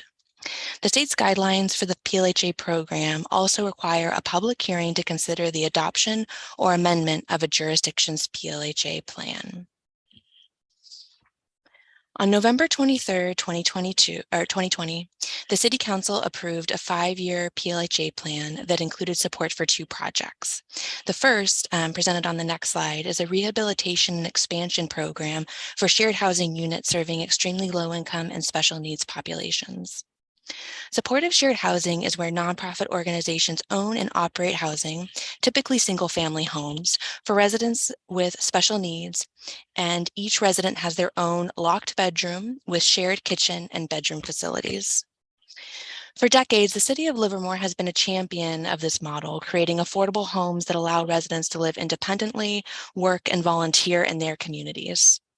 The city is currently providing PLHA funding to a local nonprofit, Tri-Valley Reach, to rehabilitate a shared housing site for people with intellectual and developmental disabilities. Staff has reached out to other nonprofit providers and expects to receive one other proposal to expand a shared housing site for people with behavioral health disabilities. The city's PLHA plan also allocates funding to the Vineyard 2.0 project, which is described in the next slide. And that's a multi-pronged mixed-use development that will address the many facets of the homelessness crisis in Livermore. In addition to 24 units of permanent housing and a commercial dining and meal preparation site for Open Heart Kitchen, the Vineyard 2.0 Housing Resource Center will provide a homeless services and housing navigation facility with mailboxes, laundry and showers, and seasonal emergency shelter for extremely low-income people experiencing homelessness. The Housing Resource Center will also have a full-time housing navigator to help people experiencing homelessness find housing and connect with other supportive services to make their transition successful. The city's previously adopted PLHA plan included funding to support these services. The original plan adopted by City Council in 2020 also included PLHA funding for construction and rental subsidies for the project. Since then, the project developer, Housing Consortium of the East Bay, has identified more appropriate sources for these costs, and the PLHA funds can now be reallocated to other areas of need for the project. Staff recommends these funds be reallocated to support the initial operating costs for the housing navigation function. The amended PLHA budget would appropriate the majority of the city's year 1 and year 2 PLHA allocations to the Shared Housing Rehabilitation and Expansion Program. The remainder of the PLHA funds would be allocated to support the housing navigation and operations at the Vineyard Housing Resource Center.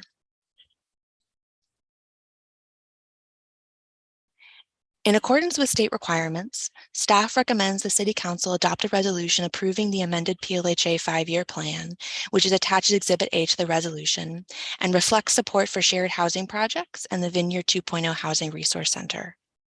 That concludes staff presentation, and I am now available for questions.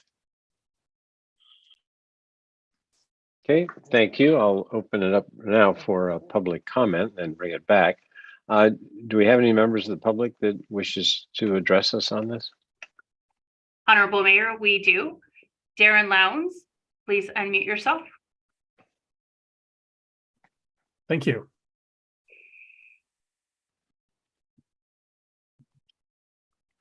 We can hear you. Great, thanks. Mayor Warner, Vice Mayor, Council members. I'm Darren Lowndes, Executive Director of HCB. I would like to take this opportunity to thank the City of Livermore for their support of Vineyard 2.0. The city's support and vision from day one have been instrumental in getting us where we are today.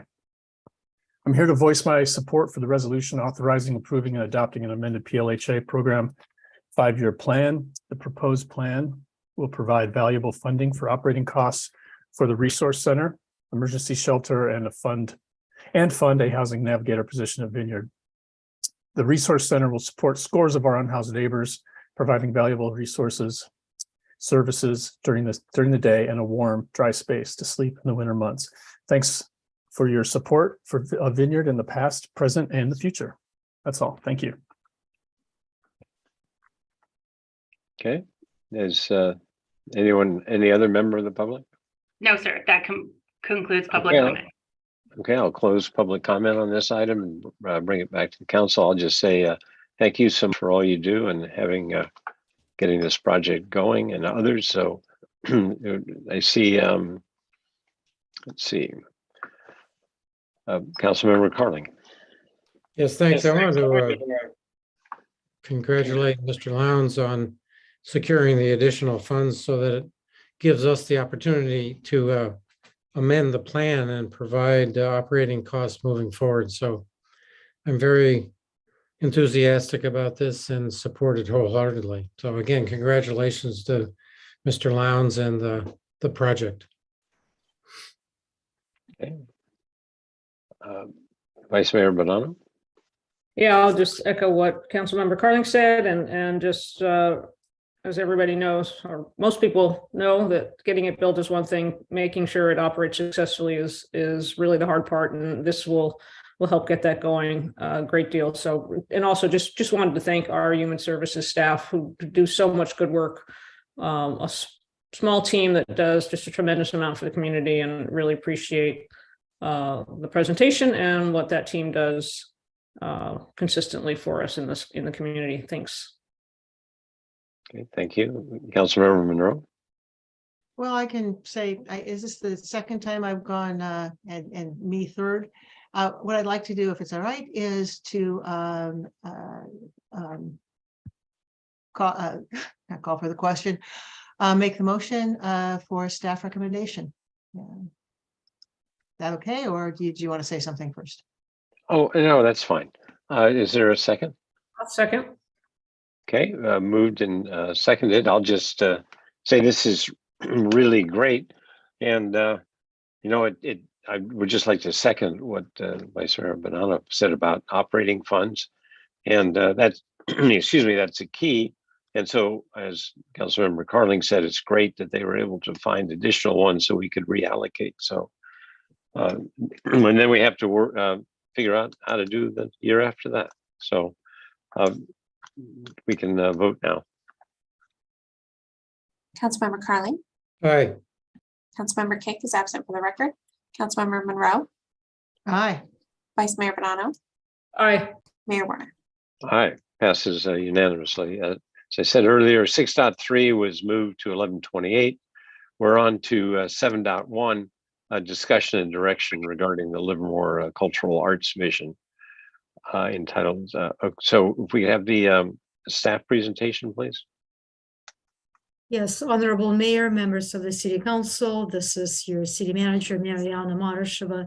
And your last business item this evening, item 7.1, is going to be presented by the city's Director of Innovation and Economic Development, Brandon Cordwell. Mr. Cordwell? Yes, good evening, Honorable Mayor and members of the City Council. Hopefully you can see my screen. It should say Creative Livermore on the front slide. Yes, Brandon, we can see. Thank you very much. I am Brandon Cardwell. I'm your Director of Innovation and Economic Development. Tonight, I'm also pleased to be joined by Barbara Goldstein, founder of Art Builds Community, the consultant team that assisted with the development of Creative Livermore, this city's new cultural arts vision.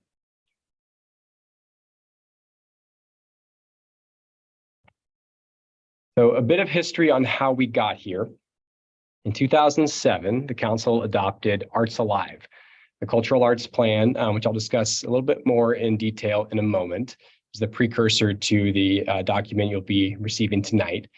In 2019, staff developed the Economic Development Strategic Plan, which was a 5-year plan that identified the importance of creating a new cultural arts vision for the community. In 2020, the city issued a request for proposals to lead the development of, for a consultant firm to lead the development of this new vision.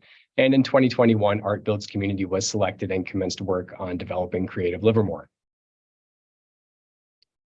So Arts Alive, the precursor to Creative Livermore, outlined 4 key strands or approaches to pursue in building the local cultural ecosystem.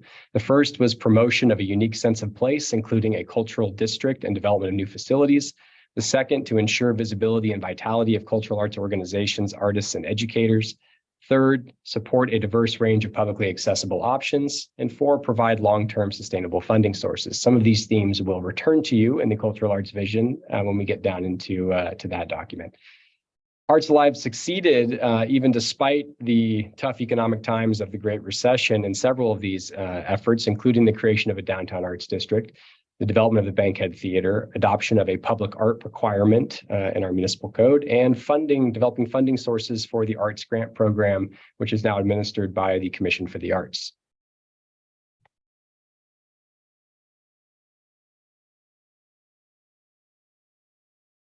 When developing the new cultural arts vision, we set out with the goal to really achieve 3 things. The first, to create an ambitious shared vision for the future of arts and culture in Livermore, to identify top arts and culture priorities of residents and community stakeholders, and 3, to establish a framework for decision-making and prioritization of activities and resources over the next 10 years. I emphasize the term framework here because you may note that Creative Livermore does not contain a specific work program, but rather is meant as a guiding document to help establish policy and program priorities over the coming decade.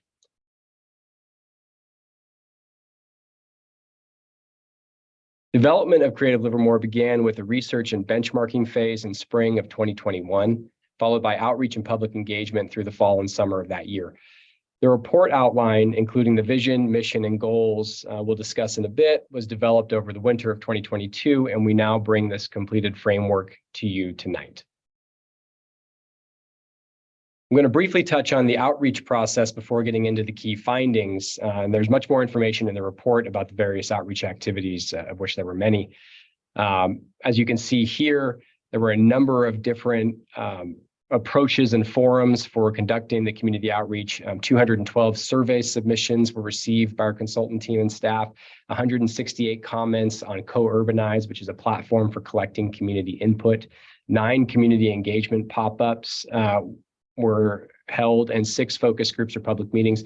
Some of these were artist-led as well. Our past poet laureate, Cynthia Patton, was involved in some of these. We had them at local businesses. So a lot of effort went into reaching the community broadly, but also in specific sectors like the business community, artists themselves, et cetera.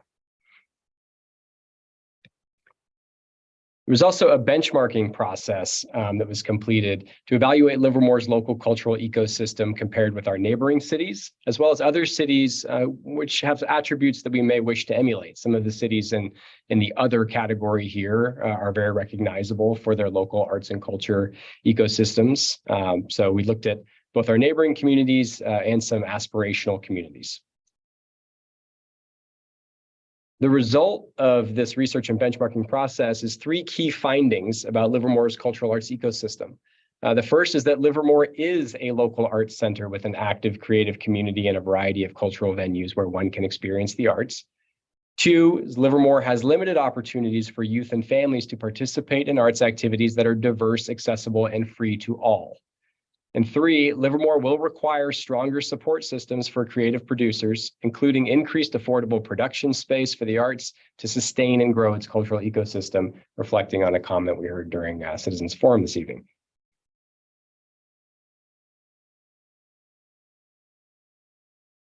The key findings really drove the development of the rest of the Creative Livermore framework, including the new community vision, which you can see here, the city's arts mission, which will come next, and 5 goals, which we'll get into. But this first community vision is that Livermore is a regional destination for the arts with a flourishing cultural ecosystem that encourages participation and inspires diverse thought, conversation, and connection. The city's arts mission, literally our role in manifesting that vision, is simply to strengthen Livermore's arts and culture ecosystem. As you may imagine, this mission started out with quite a few more words than it currently has. But at the end of the day, what we really realized is that strengthening the ecosystem that already exists and helping to grow the participants in that ecosystem is what we are here to do. So how do we do that? These 5 goals, which you'll notice are not numbered, and that's intentional. These goals are not intended to be priority ranked. They are equivalent in value. They'll take place likely, or progress will be made over different periods of time, but we really wanted to present these as interrelated and equivalent goals to partner with external organizations to create and promote arts and cultural experiences for residents and visitors to the Tri-Valley. That's goal 1. Goal 2, to drive diversity, equity, and inclusion across the arts and culture. Goal 3, support participatory arts and cultural opportunities for youth and families. The next goal is to develop adequate resources and ensure alignment between arts and culture investments and other community priorities. We'll talk a little bit more about that in a minute. And the last, but as I said before, equivalent goal, to create access to affordable spaces for artists and arts organizations. We know how important this is for everything from storage to rehearsal space to additional, spaces like the Theater Lab, the Spark Theater Lab, which will actually be a space for producing and consuming arts. On implementation, Creative Livermore, as I mentioned before, is meant to serve as a framework, combining with other inputs like council and partner priorities to influence things like budget preparation, both for the department, the Innovation Economic Development Department, as well as the Public Art Fund, which comes from the fee on private and public development, as well as Commission for the Arts activities. The Commission engages in a broad swath of work, from grant making to program management to art acquisition and installation. And lastly here, external partnerships. Where can we look across the city, across the community, across the region for others who are aligned with our priorities as we have outlined them in the goals? A specific example of this is that with every 2-year budget cycle, staff and the Commission for the Arts will be able to develop thematic priorities that are consistent with the Creative Livermore framework, as you've just seen it, as well as other important considerations, including but not limited to council goals and objectives, broader land use, economic development, and quality of life priorities, and these opportunities to partner with external organizations. So what do I mean by land use, economic development, and quality of life priorities? Well, we may have a desire, for example, to grow the tourism economy. We can grow the tourism economy in part through art. So how can we align our public art spending with other goals that we have as a community to improve the quality of life for our residents and attract visitors to support the local economy, things like that. The Creative Livermore will also act as a useful signal to potential external partners who would like to align their work with our priorities. This is a public statement of the things that we care about and what we're going to be working on over the next 10 years. Lastly, special thanks have to go out to ABC and the consultant team, Art Builds Community. They were fantastic partners to work with on this. They did an extensive amount of work, which I am not doing justice to this presentation. So I encourage people to go and actually read the report. It's great work. The Commission for the Arts and our ad hoc committee members who helped to guide this process all the way through. Our artist leads for our community outreach process were invaluable to this process. And of course, our community participants who showed up and shared their perspectives. And that concludes our presentation. And I am here as well as Barbara Goldstein, happy to answer any questions you may have. Okay, I see at this point, we'll go to the members of the public. And I see Barbara Goldstein has her hand up, as would like to say a few words to start with, I think. I believe Barbara was actually just identifying herself for the city clerk, Mayor, to make sure that she was able to speak if asked a question. Oh, okay. Well, we'll come back there after the public comment. Great. City also open public comment on this item. And do we have anybody who wishes to address us? Yes, sir, we do. The first speaker is Alan. Alan, please unmute yourself. Thank you, Mayor and City Council members. This discussion of using art to foster a welcoming and diverse community reminds me that the LVA, Livermore Valley Arts, has a director and executive which have largely funded multiple campaigns at great odds to that very prerogative. They're blocking solar in Alameda County, and by blocking solar energy, solar farms, through lawsuits and appeals, they are causing environmental racism. Until we get good solar energy, the power plants in Hayward and refineries in Richmond will have to stay on, and that causes environmental racism because people of color are more likely to live in communities surrounding fossil fuel extraction facilities. And second, they're also blocking affordable housing, which is preventing our workers who are more likely to be people of color from joining our community.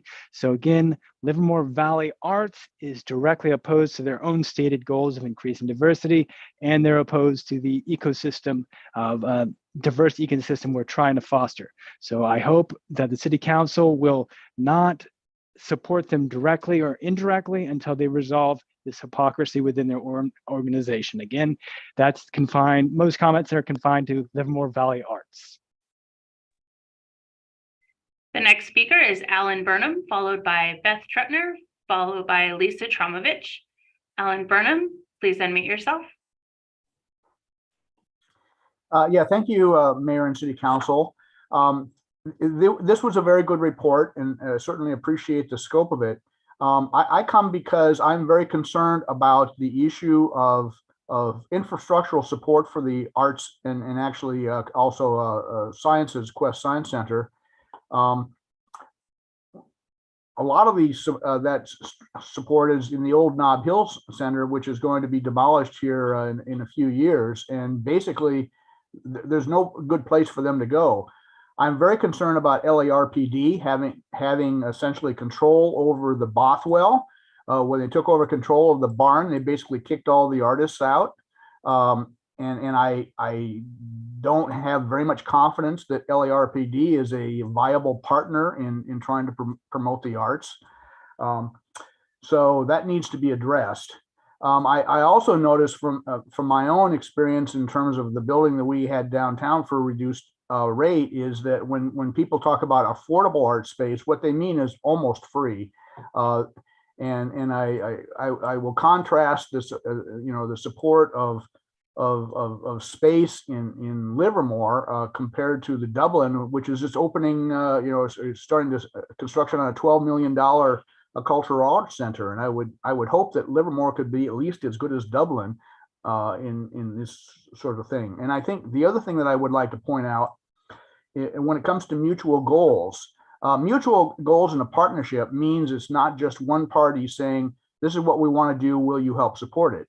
It has to be a truly mutual, where people from both sides coming to resources to find common ground, et cetera. So I hope that the city does not become too exclusive in what it considers to be a mutual benefit. I have a lot of confidence in Brandon Cardwell understanding how to balance various forces. So I hope that this all works well. Thank you very much. The next speaker is Beth Trutner, followed by Lisa Tromovich. Beth Trutner, please unmute yourself. Good evening, Mayor Warner, City Council members and staff. Thank you for the opportunity to address you. My name is Beth Trutner and I'm the current president of the Livermore Cultural Arts Council, which is a coalition of nonprofit arts and heritage organizations in the area. I simply wanted to take this opportunity to offer the Livermore Cultural Arts Council support relative to the recommendations in the Arts Builds Community Report. LCAC is uniquely situated to facilitate partnerships and collaborations, which will broaden the pool of cultural arts leaders and volunteers, provide mentoring, and educate our creative community about available grant opportunities. Our member groups will be reminded of the community's desire for more participatory, family-oriented programming. LCAC looks forward to working with the City Council relative to space for exhibitions, rehearsals, storage, and set building. And to kind of amplify what Alan Burnham just said, in addition to the barn and the Bothwell Center, I think Ravenswood is in play and should be used for greater arts exhibitions and performance art and that kind of thing. So we greatly appreciate the council's past support of arts and culture in Livermore and offer a warm welcome to the incoming mayor and council members. Thank you. The next speaker is Lisa Tromovich, followed by Carl Wente. Lisa Tromovich, please unmute yourself. Hi, Honorable Mayor, Council, staff. Thank you to all of you for your support of this project to go through this long and difficult process to put together something like this. And thank you to ArtsBuild for all of their expertise and diligence in putting it together. I just wanted to comment that I'm appreciative of how open the report is written so that over the next 10 years, we have room for having very specific creative ideas and that can find their place in this plan. I really appreciate also that a lot of citizens were welcomed into the process with the pop-up events, meeting people where they were and being able to say, let's let you have a voice in this as well.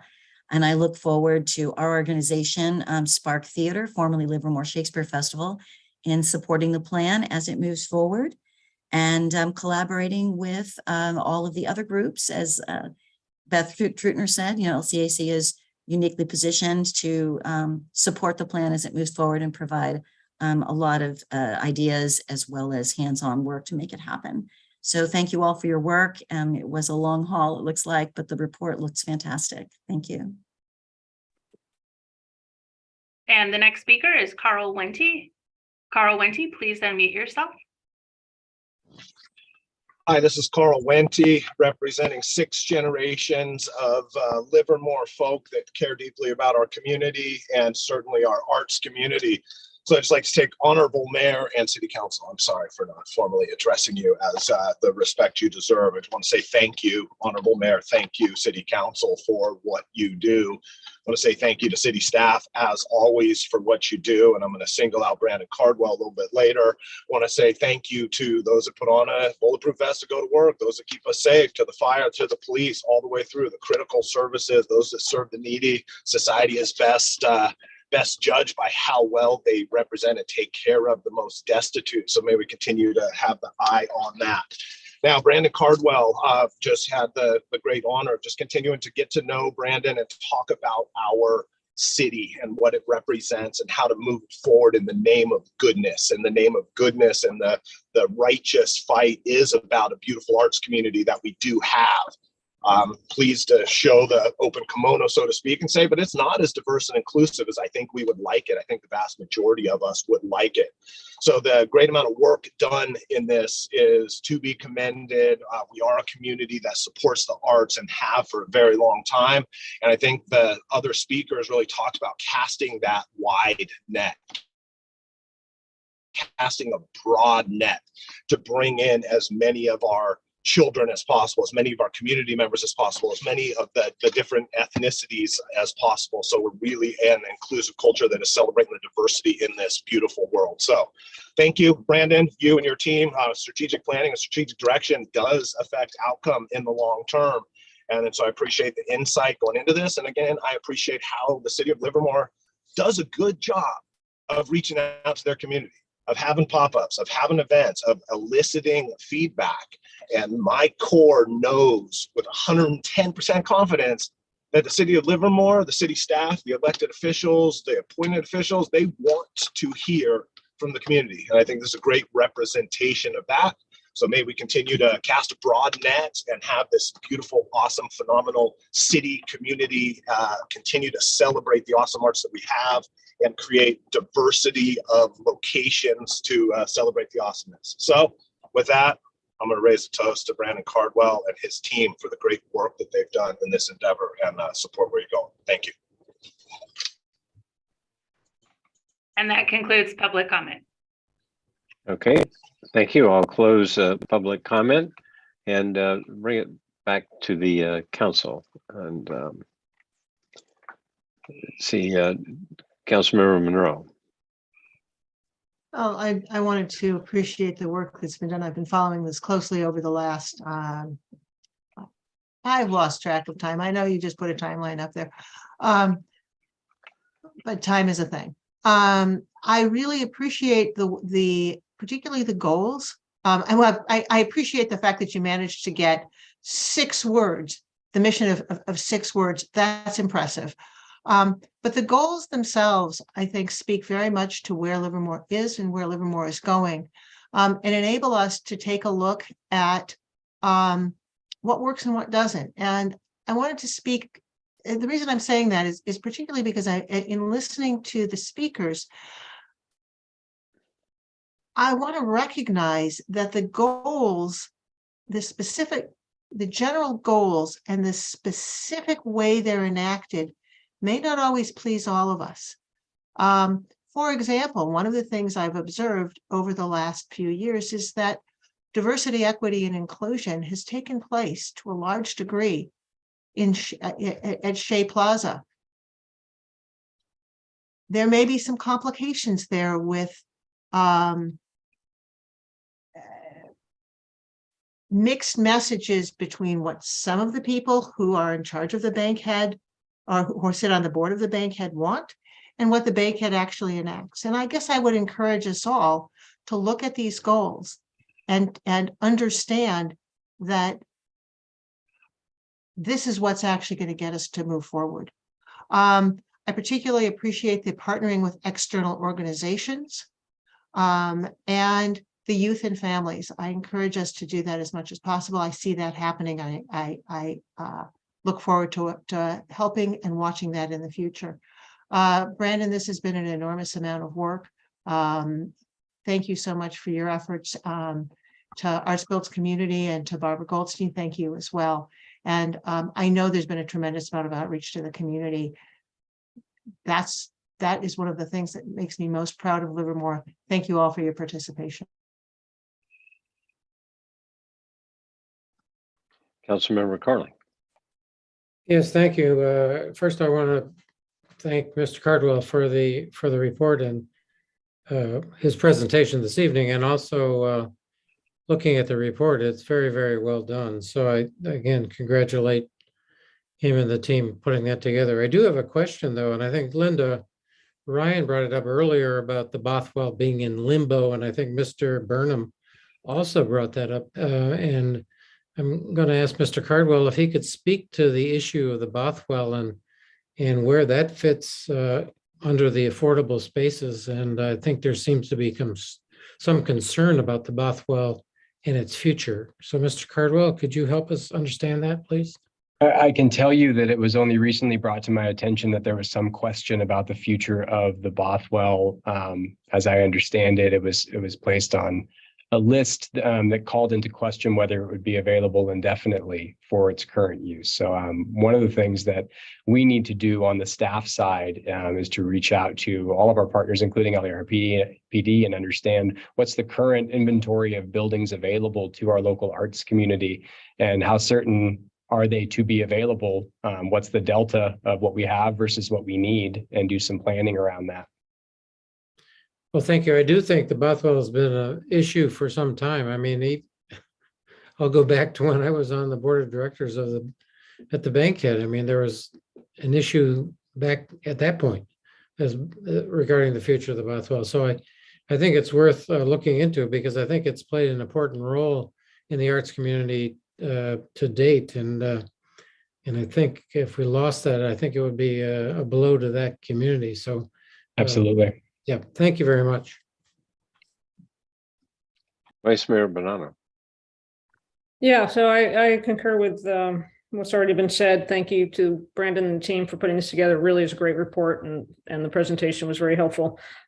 Couple comments. I was going to bring up the Bothwell if two other people hadn't already. I think it's such a great location. I mean, I've attended classes there, I've attended performances there, I've attended exhibits there.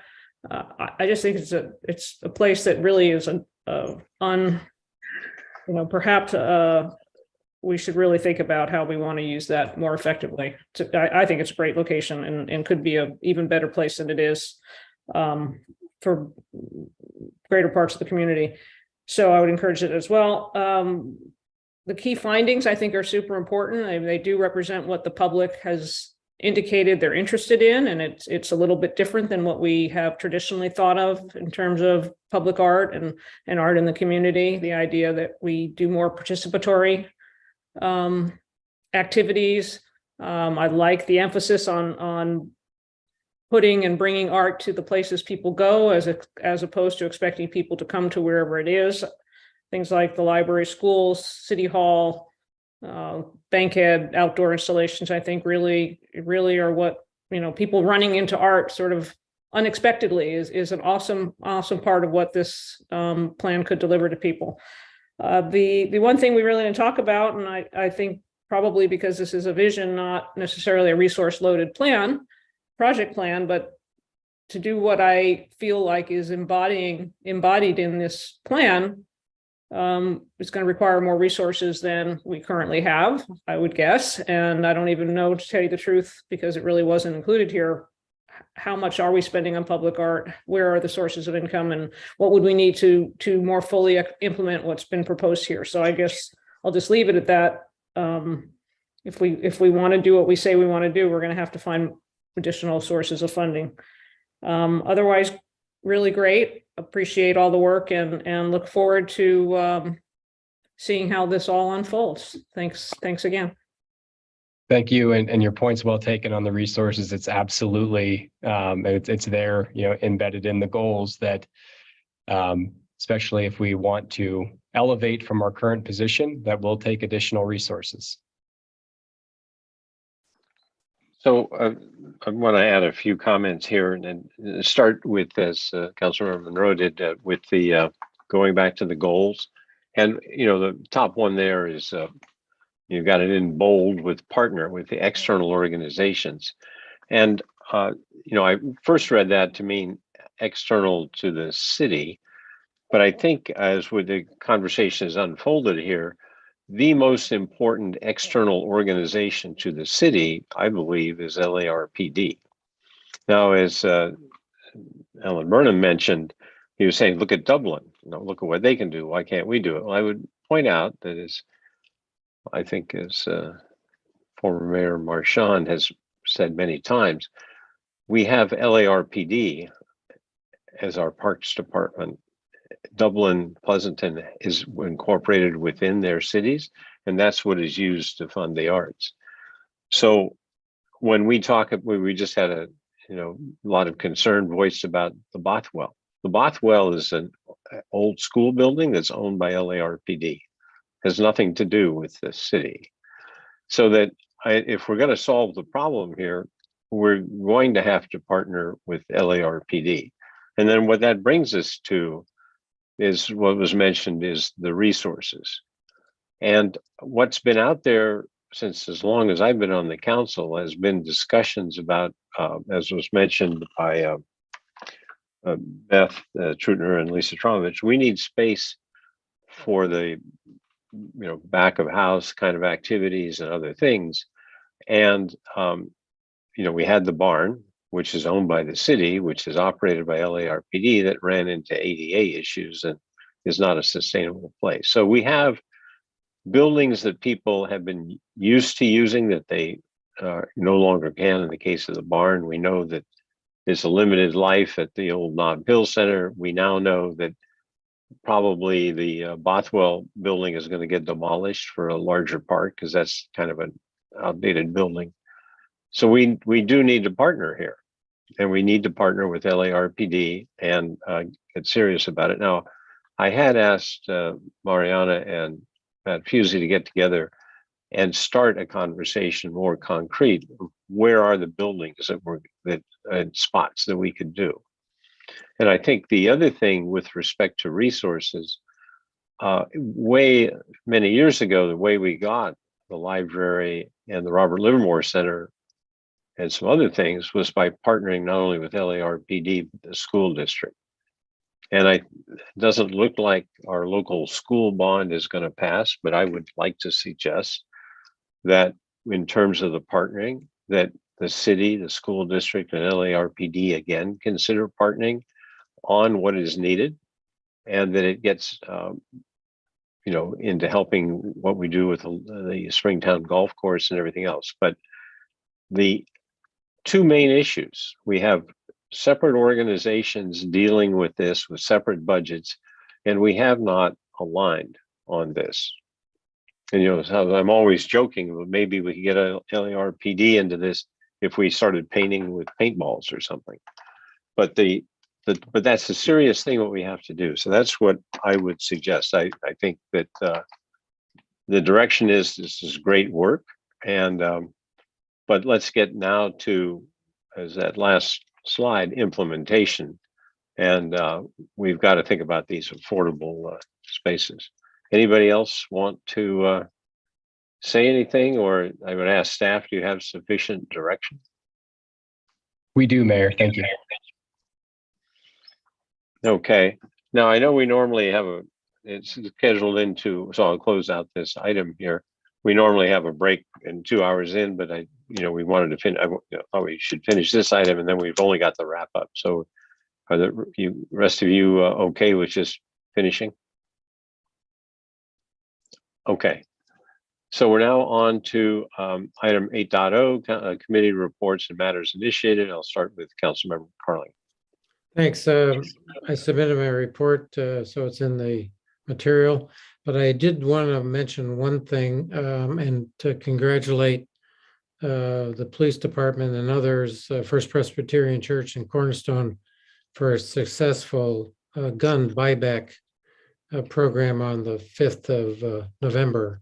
I was out of town, so I wasn't able to participate and observe it that day. But again, I think it's a great thing. I had a hope that we would collect maybe 100 guns and rifles, and I think we collected 93. So that's pretty close. And again, thank you to staff. Thank you for the participation from Cornerstone and from First Presbyterian Church in providing the gift cards for those that turned in the weapons. So again, great job all around. Thank you. Okay, Councilmember Monroe.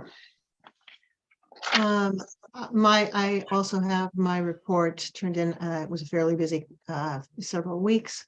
I will follow up with Councilmember Carling's thanks for the buyback. I actually went out there as they were wrapping it up. It looked very successful. The reason I'm mentioning it is because as a result of that, I was able to take a tour of the virtual training facility.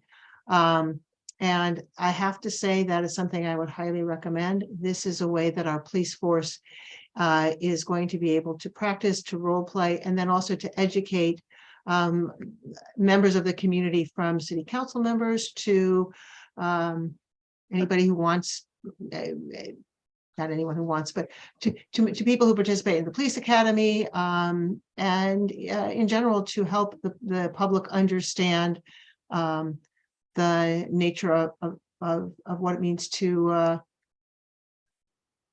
build a successful police force. Highly recommend it, and I really want to give a shout out to Lieutenant Gord, who walked me through it, and the opportunity. Thank you.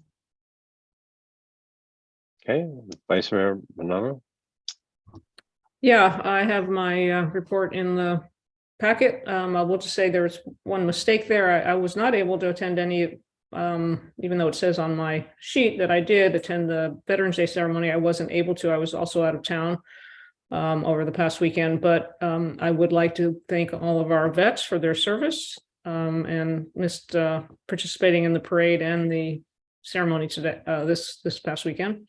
I will also, the only thing I wanted to mention from my report is that the LAFTA board, we on the 7th approved the selection of the new LAFTA executive director. I think we made an outstanding choice. Christy Wegener is the new LAFTA executive director. She had previously spent a few years with LAFTA and then did some higher level executive experience with Samtrans and also up in Sacramento. So she comes with a wealth of experience. I think she's going to do an excellent job. It's a very exciting time for small transit agencies with the rollout of the fuel cell bus fleet over the next number of years and lots of other exciting things in this realm going on. I think should be a great choice, and I will just leave it there. Okay, thank you. I've got my activities are in the report as well. I'll highlight it was good to be in the Veterans Day parade right around the old Jeep, and also participated, it's not in the report, but in the Veterans Day activities that we had just recently that was organized by Mike Gilmore and Ronnie Forbes of our local VFW post. It was a great event. It was held in Carnegie Park at the flagpole with the plaque honoring the 3 people from the area who died during World War I. And it was wonderful for all of the chance to talk with everyone and to see the talk with the veterans and just the community event. And as I noted in my remarks, the what I think is good, wonderful about Livermore is it has many visible tributes to our veterans. We got that flagpole I just mentioned. We got Veterans Hall. We've got Veterans Way. We've got the statue in Stockman's Park. So it's quite important. And I grew up in Virginia around Arlington National Cemetery, and so surrounded by memorials. And I'm glad to see that we have some here as well. Now I have one matters initiated I'd like to make. So the we're still not acting like a short timer yet. There was an article in the paper today that I saw about the sideshow where they cited a number of not only people participating in the sideshow in San Jose, but also the spectators, and that was a significant upgrade to the ordinances that they have there. And I think Oakland is the other one. So I have inquired with staff as to whether we should modify our ordinance to include addressing spectators.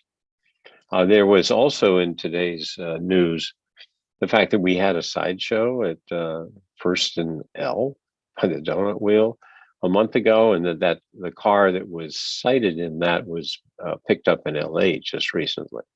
So we do, I believe, have a growing problem with sideshows. I've seen more donuts around town. I remember when I first moved here, cruising was a big deal. You couldn't get across First Street on the weekends, and so the cities had to pass cruising ordinances. I think it's time for us to strengthen our sideshow ordinance. So before I ask for a head nods, I'd like to get staff's sense of whether this is a reasonable thing to pursue and what might be the right timing. Mr. Mayor and members of the City Council, this is your City Manager, Mariana Marasheva. Honorable Mayor, first and foremost, thank you for reaching out to staff ahead of time to check on staff's capacity to take on an additional project. This is a critical public safety issue, evolving and critical public safety issue. And in consultation with our city attorney and our police chief, we will prioritize staff's availability to research additional legal tools that should be available to our legal as well as public safety department. And we think that we're fairly certain that we can bring this item back to the new city council in early 2023. Well, great. So at this point, could see if we have any head nods to go along with this. Okay, excellent. So thank you very much. And so we're now ready for adjournment to a special city council meeting on November 21, 2022 at 7 p.m. held virtually using Zoom, and a regular city council meeting on November 28th held in person and remotely. So good.